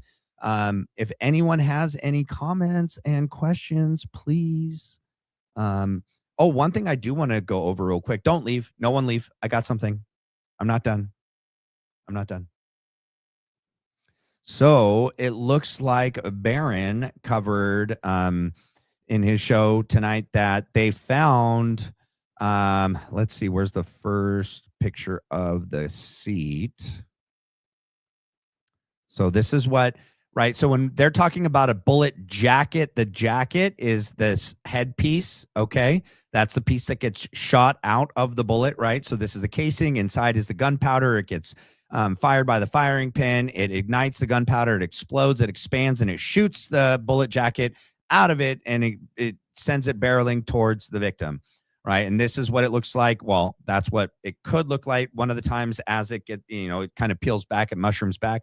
But also what ends up happening is there little pieces of fragment. There's fragments of the metal and the lead from the bullet jacket, right? And this is what he's trying to show here. And then in the car, there's the Instaclot, and here is pieces of metal or lead. I don't know. Here's on that seat. And then oh, here, where is it? There. It's hard for me to tell if this is fray. This looks like it's fraying pieces from the upholstery of the seat. It does look like that there is some pieces of metal, I don't know, buckshot or BBs. Did they know that there was no actual bullet in there, and so they had to find something and shove it in Charlie's wound? I mean, could that be why there's pieces here on the ground as well? And that initially in the story, when they released the story in the beginning, they say that they found the bullet just beneath the skin.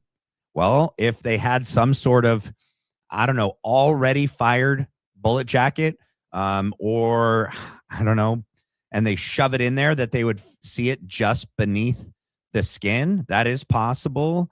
And also that later, then he points out, let's see, the outside of the car. Where is it? Here is all scratched up and don't know why. It's very interesting. I mean, did they hit another car? Did they hit a wall? They're driving 100 and something miles an hour. I don't know. I didn't get to watch Baron's episode before I went live in preparation, so I'm gonna have to go back and watch it.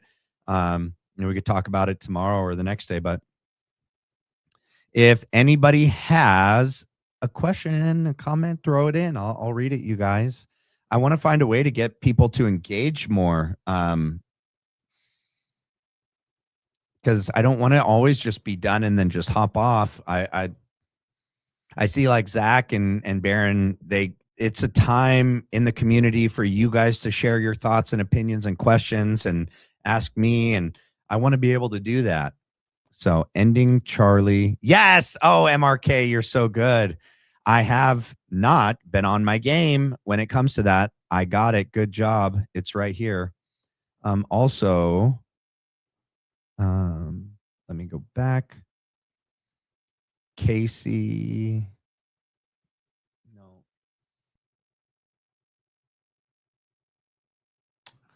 Who sent it to me? Where is I got the emojis. I'm definitely going to add those. I can't do those right now, but hold on, let me get up the video. Did someone send me one today? I don't have one in here from today. The one from yesterday. Let's see. Didn't I play this one from yesterday? Yeah, I played that one yesterday. Can one of you guys send me a video? The end of clip video? MRK or Glenn Coco or Renita or Mystic or Jim Bear or Bree, Crystal Mullen. Let's see, what an older one that I maybe forgot to play the day before. End of clip. Let me see this one. That's the same one. Dang it. It's not the one let me get rid of that one since I've already played it. Mystic, nope. Let's see. Nope. End of clip. Let's try this one. Yeah, I don't know if I played this one before, but then you guys can send me another one and I'll play it. I just haven't received one yet. Oh, I just got one in my email. Glenn Coco, thank you. Hold on, let me see this one. The South Park's mocking you. Watch South Park mock Charlie. Go ahead. Oh, we did see this one. We watched that one already. Hold on. All right, let me go back. Nope, that's all. Hold on. There we go. Uh-oh. Hold on. Hold on. I'm here. Hold on. I don't know why I did that. I'm so sorry, guys. Black screen. That's no bueno. Can't see anything. All right.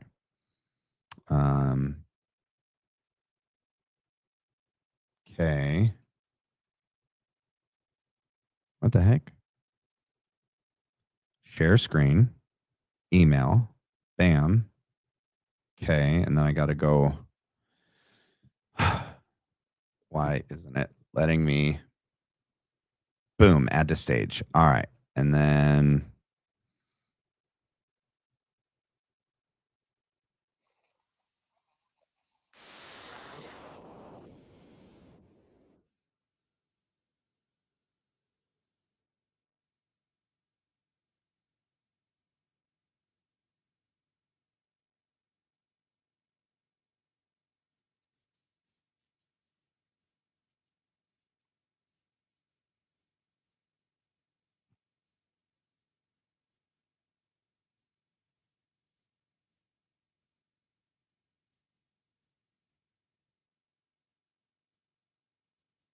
Yeah.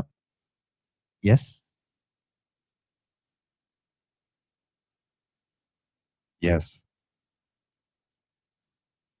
No.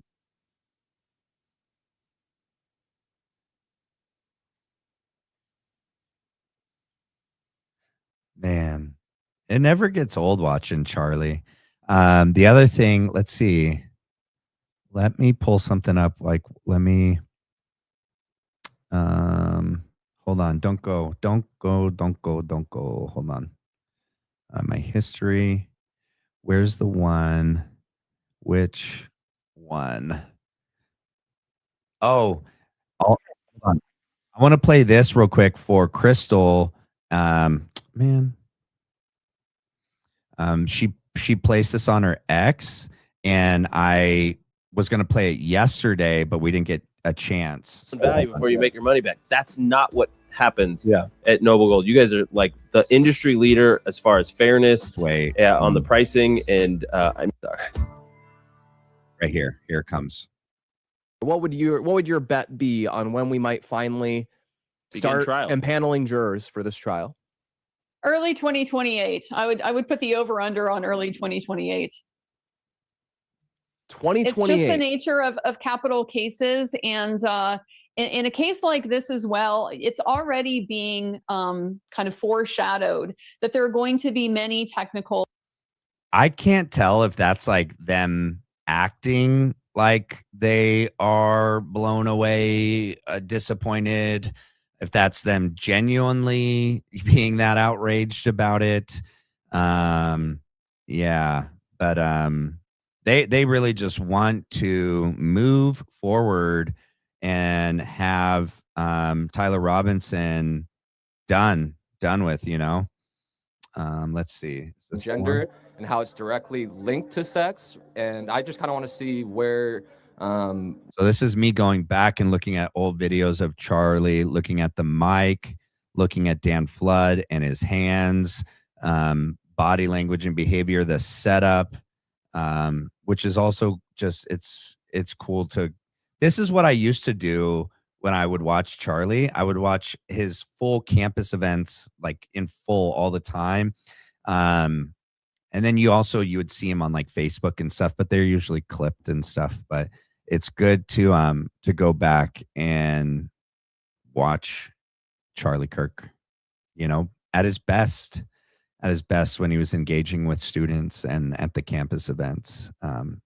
It's nice. And I'll find, as I'm doing more research, to look at and pinpoint like differences. Like, let's see, let me find the one. Is this where, hold on. No, this is, nope. I think it's the other one. Hold on. History. It's not that event. I think it is. I think it's this one. Yeah, it's this one. There's one of the reasons he would. Hold on. No, I think it's the what's her name? What's that athlete's name? The young lady. This one. Welcome. All right. So what's interesting here?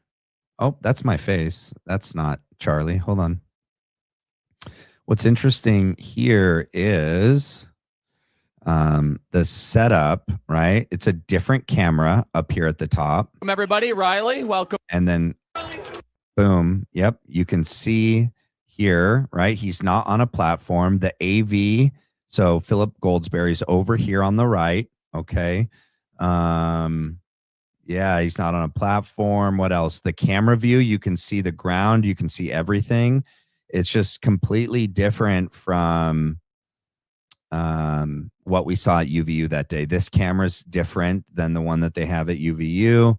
And like I said, I've gone through already. I'm on like my 5th event trying to look at these little specifics. And let's see. This one's Florida. We want This is the one that supposedly Brian says they had to like exfil out of because of some danger that happened. And let's see, this is supposedly the most replayed event part of it. Right. They are Americans that are also dual citizens in Israel. Some are, not and all. are extremely, I mean, the whole. But here you can see the mic. Dan Flood, he's back to the left. There's no AV, people on the left side, and he's holding his hands. All of organization which is are different on UVU. To be pro-Israel. So it's not just about Let's try America. to find common ground. What would you say is a solution to this? I think that no dual citizen should be able to contribute? No. I think that's actually a good common ground. I think if you have two passports, I don't know if you should be able to contribute. I think that's actually good common ground. Honestly, yeah, I do agree with that. So we can agree on that. I agree with that. I don't think any dual citizens should be allowed to do that. We can agree on that. So then what do you think? I want to get to somebody else. What do you think the solution is to? I mean, I want a yes or no question answer from you. Do you think yes or no that it is concerning at all that Israel has so much influence over the American government? No, I reject the premise. I don't think they have nearly as much control as you say they do. And let me prove it to you. Okay. Do you know that USAID was funding $40 million a day to Hamas and Hezbollah? Good thing they're gone. Yeah. So when did this post? It says 7 months, but 7 months was UVU. So when did this event? This is Florida State. Let's see. Let me type this in.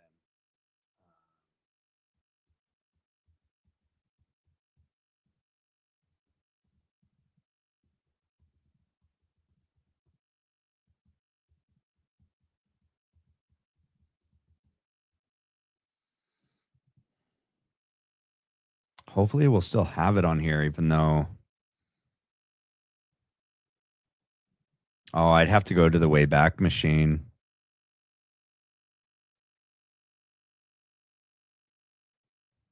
Yeah. Oh, what if I type in 2025?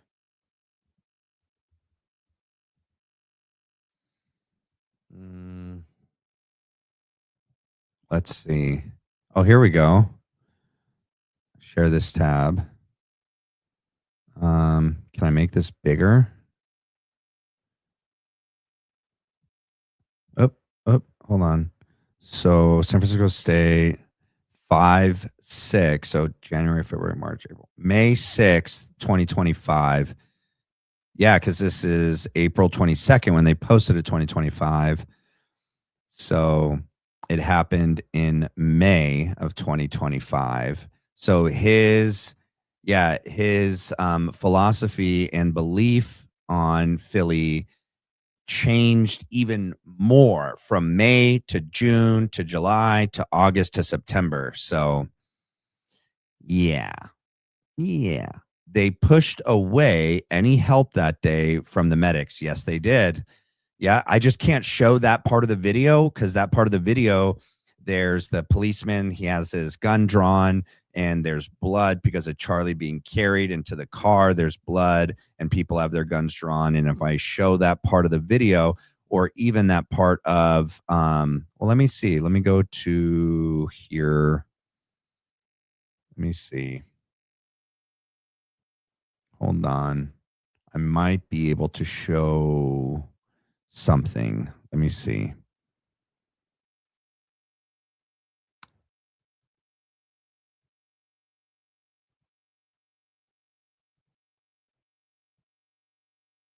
Yeah, I don't know.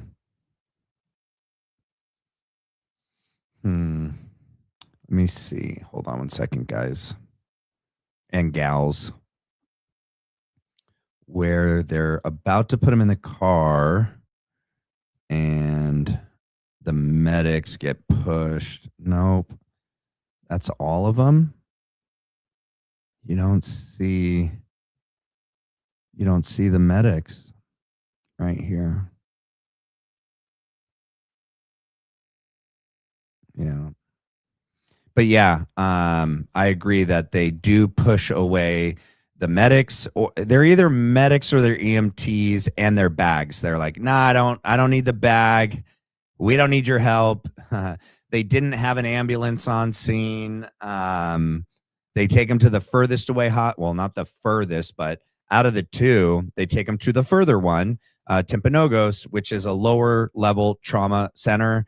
And they refuse aid from the local EMTs or paramedics that are there that have even bigger bags and more equipment that could help, instead of just, Brian Harpole's bag that's around his chest. Total nonsense. Let's see. Moxbox. Great show tonight, Matt. Thank you for all you do. Going max for Charlie until we see justice served. Yep. So happy to have found this wonderful channel. Blessings to all. Thank you so much, Moxbox84. I appreciate it. That means you're probably a year older than me, right? 1984 is probably your birth date year. I'm 85. So we're close, but let's see. We still got Glenn here. Glenn, are you going to go over to Yapper? Let me see. Is Yapper live right now? Let me exit some of these.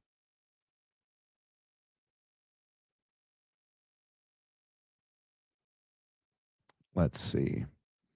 I just found out about Yapper, the J Yapper, yesterday.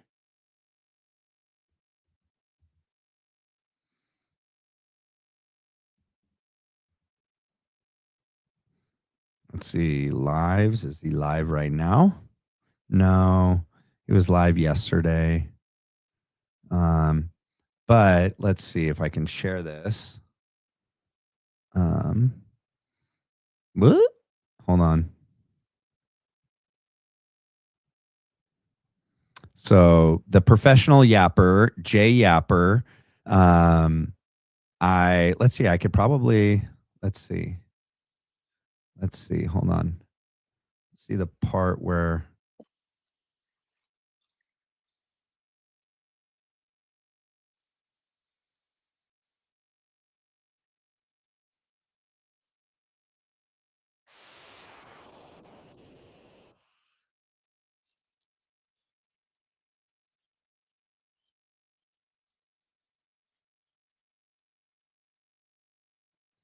I think, when did I show up?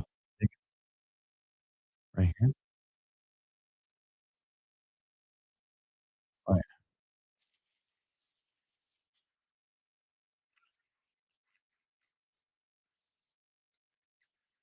Let's see. I think it's right here. Let's see.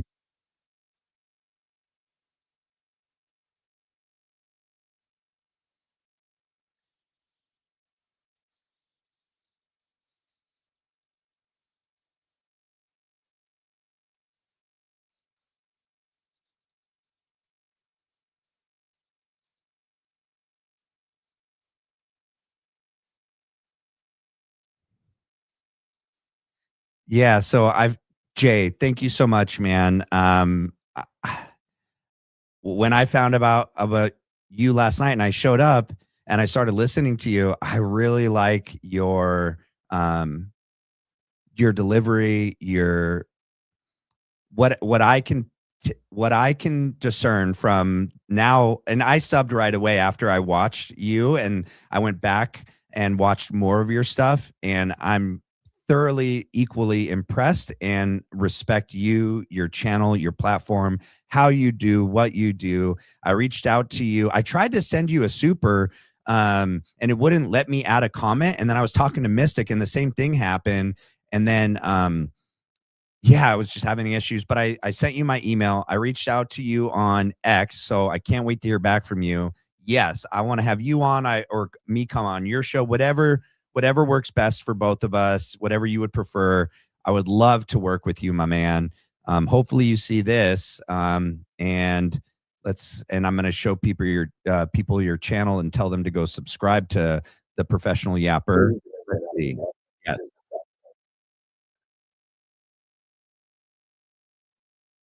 Let's see, because I think Mystic. Here it is. Same, same. All right, here.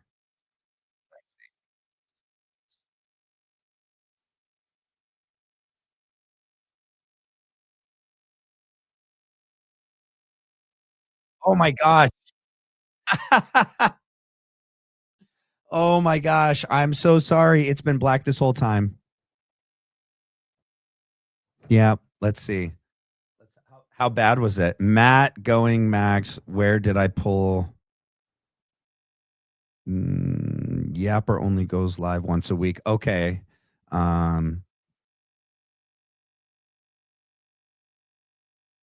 Matt, we can't see what you're playing.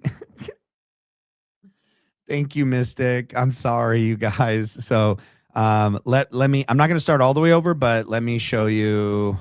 All right, let me get my timestamp right. 1:36:16. All right, let me go back to. All right, so here is the professional. I can't believe I didn't show it this whole time. I'm such a moron. I'm so sorry, guys. This is the Professional Yapper. Wow, yeah, he's got 20,000 subscribers, 46 videos. Let's see. You don't have a description, my man. We got to get you a description in your channel. But so this is one of the things that you guys got to do. You hit subscribe, but it's going to automatically throw you on personalized. You have to go in and hit all. It's so lame that it does that. But yeah, so it's just something they do that they ultimately pretty good at, because clearly it still got some people. Okay, here. Be in touch. I don't have a team. It's just me. So I'm a regular guy. I'm gonna reach out to him. So am I. On X probably. Regular guy. Yeah. And we'll figure something out. Yeah, we will. All right, Yapper. You're the man, dude. I appreciate you. It was very flattering to hear you speak so highly of me, and that other people have spoken highly of me. Probably Glenn and Crystal Mullen and Mystic and anyone else that goes over to the Professional Yappers channel. And that is extremely humbling and, really makes me feel good. Like just in a inside. Right. And that, when I started this, like, oh my, holy smokes. Let's see if I could show you guys something. Let's see. This is going to be funny. Let's see. Let's go to my videos. Let's see. I clicked it. Hold on. Let's see. Because in the beginning, it was videos. What's like my oldest video? Let's see. Is this not all of them? Let's see. Oh, 50? Wait. What year? January 22nd? No. All right, maybe on the live. Let's see, how far back does the lives go? 50. Next page. Is there another page? 102. So let's see. What, January 16th. But it's listed as members only. Which one is this? Can I make it public? Yeah. Okay. Publish. All right, it's public.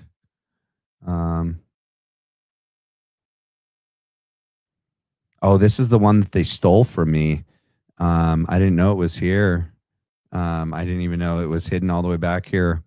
This is one where they cut my live stream and then sent me into the black hole of YouTube for 48 hours. And I had to go over to Rumble because I played a video of Chris Mortensen playing a video of someone testing testing the ballistics. Let's see. Usually it'll let me go here and then view on YouTube. Oh no, look at this. So this is my camera from my Mac, and I have a different mic. My back setup isn't done yet. Look how bad this is.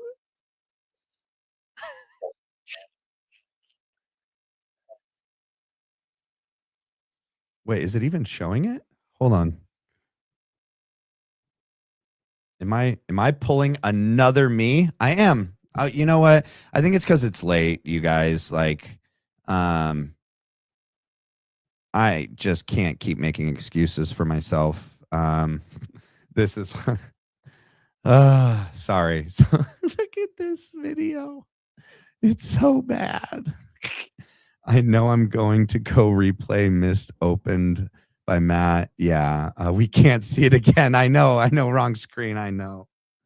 It's late. It's, 4 hours of a stream. Hold on, though. Let's see. You can see it now. I know you can see it now. What am I doing? I'm just staring at my screen. I'm not even talking. What's happening? Not the family member actually casted some. Yeah, this is when I'm going over that. Let's see. Do I even do a good breakdown later? Hold on. Look how early this is in my journey. I have someone on the screen I would never have on my screen anymore. Look at my setup is even different. My little picture in the bottom.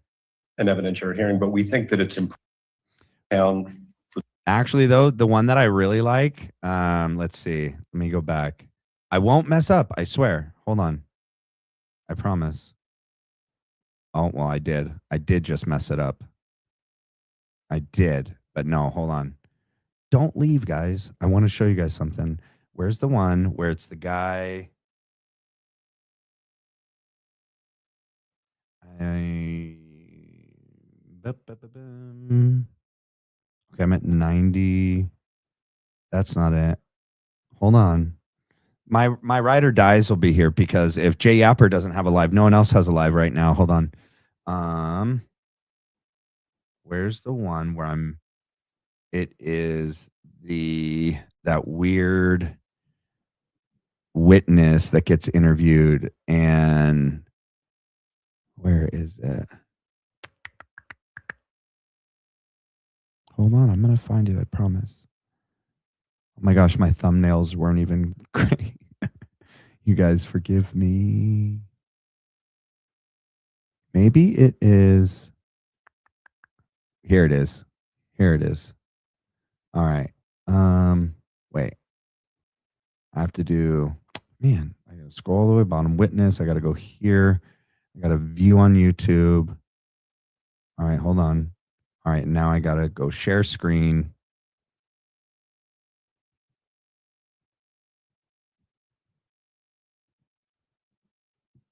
Okay, make it big.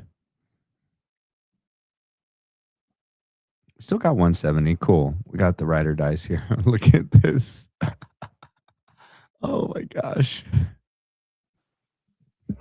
So bad. How's it going, everyone? Welcome to the Black Line Brief. This is Matt. And look at everything. It's so different. It's hard to watch. A little bit, you guys. All right. So I'm pretty sure this was filmed yesterday when Tyler Robinson was live in court. Have you guys ever seen, where is it? Have you guys seen this interview that Brandy and Billy did with this guy that was like a live witness there? I want to redo this interview and break it down, obviously, but let's see. I muted myself again, but I have Travis here, and he actually was at the event the day of the shooting, and he has been keeping up with all of the hearings and this has been really hard for him, but you were considering maybe. She then said, So don't worry. I think this guy is very, very unstable, and he's clearly there to like push a narrative, and it's so weird. It's either Brandy or Billy. This young girl takes off the gloves that she's wearing and gives them to a grown man, and he doesn't go like, no, that's okay, I appreciate it. You keep the gloves on. He takes them, and I'm gonna find the part where it happens. Hold on, because it's just so bizarre. But I want to break this down again some other time. Oh my gosh, where did she take him off and put him on? And he literally puts him on. It's coming up. It's like right. Come on. There they are. All right. Let's see. See, he's got him on. Watch. Hold on. Right here. Okay, let me back up. Here we go. Ready? That it was a rifle and it was from far away because he heard it because he was there, guys. We weren't. We don't know, but he knows. Direction. So everyone heard a gunshot from that location, but that might have not necessarily been the gun that shot Charlie, if it was a gun at all. Yeah. Well, I What is happening? I watched this live, so like my reaction here is like 100% authentic and like first time, and I'm like, what is going on? This young lady takes her gloves off, her little mittens, and gives it to the grown man. What is going on here? This is so bizarre. I'd let my hands turn to ice. No, you can keep your freaking mittens. This is crazy. What is up with this guy? At the very least, I'm positive it was a gunshot from a rifle from. Or this guy's the best grifter ever. I don't know. Yeah. I don't know yet. Agreed. All right. I think I'm getting. All right, hold on. Her whittle mittens. Her whittle mittens. Yes, her whittle mittens. All right. Let's see. Shoot. Man, I got to wake up in like 7 hours and teach a jujitsu class. Even though I guess I fake it. I haven't been doing it literally since 2017. I'm not really I don't really do it, I guess. Yeah, that's an inside joke. Some people will know that. Well, Blake has a new vid out. We'll go and see it later after the replay. Cynthia, last night's vid? Yeah. So last night's vid. All right, I won't say anything. You can go watch it. I watched it. Yeah, her mittens. Dude, can you imagine, like, so, and this guy, like, he breaks down multiple times and is like crying like a little girl cries, like, like, okay, I mean, I'm not making fun of him. What I'm just saying is that, like, so, and he's going back to these events, to these court. This is after one of the court hearings. So this is like one of the things that happens in this interview from Brandy and Billy. He admits that his own therapist called him and was like, I'm not your therapist. Stop calling me. I canceled. I stopped being your therapist. Like, stop. There's so many things wrong with this guy. And he's going back to this event to try to push the narrative. He's trying to find other witnesses to get in their head. He's doing like what like Phil Lyman and a couple of the other people are doing, is trying to get out there and like shape and control the narrative. And yeah, he had major issues ready for truth. And I'll go back eventually and I'll pull up the original clip from Brandy and Billy's side, and I'll do another breakdown now. And yeah, it'll be better. That was done nicely. Let's see. Great show. Thank you. That was the last one. All right, guys. I love you guys so much. You guys are the best. I appreciate everything you do and continue to do. I showed the Charlie Kirk clip already. And yep. All right. If you haven't done so already, please hit the like and the subscribe. Thank you guys. God bless you guys so much. I will see you guys mañana. Take it easy. Get some good sleep. See you tomorrow, guys. Love you. Bye.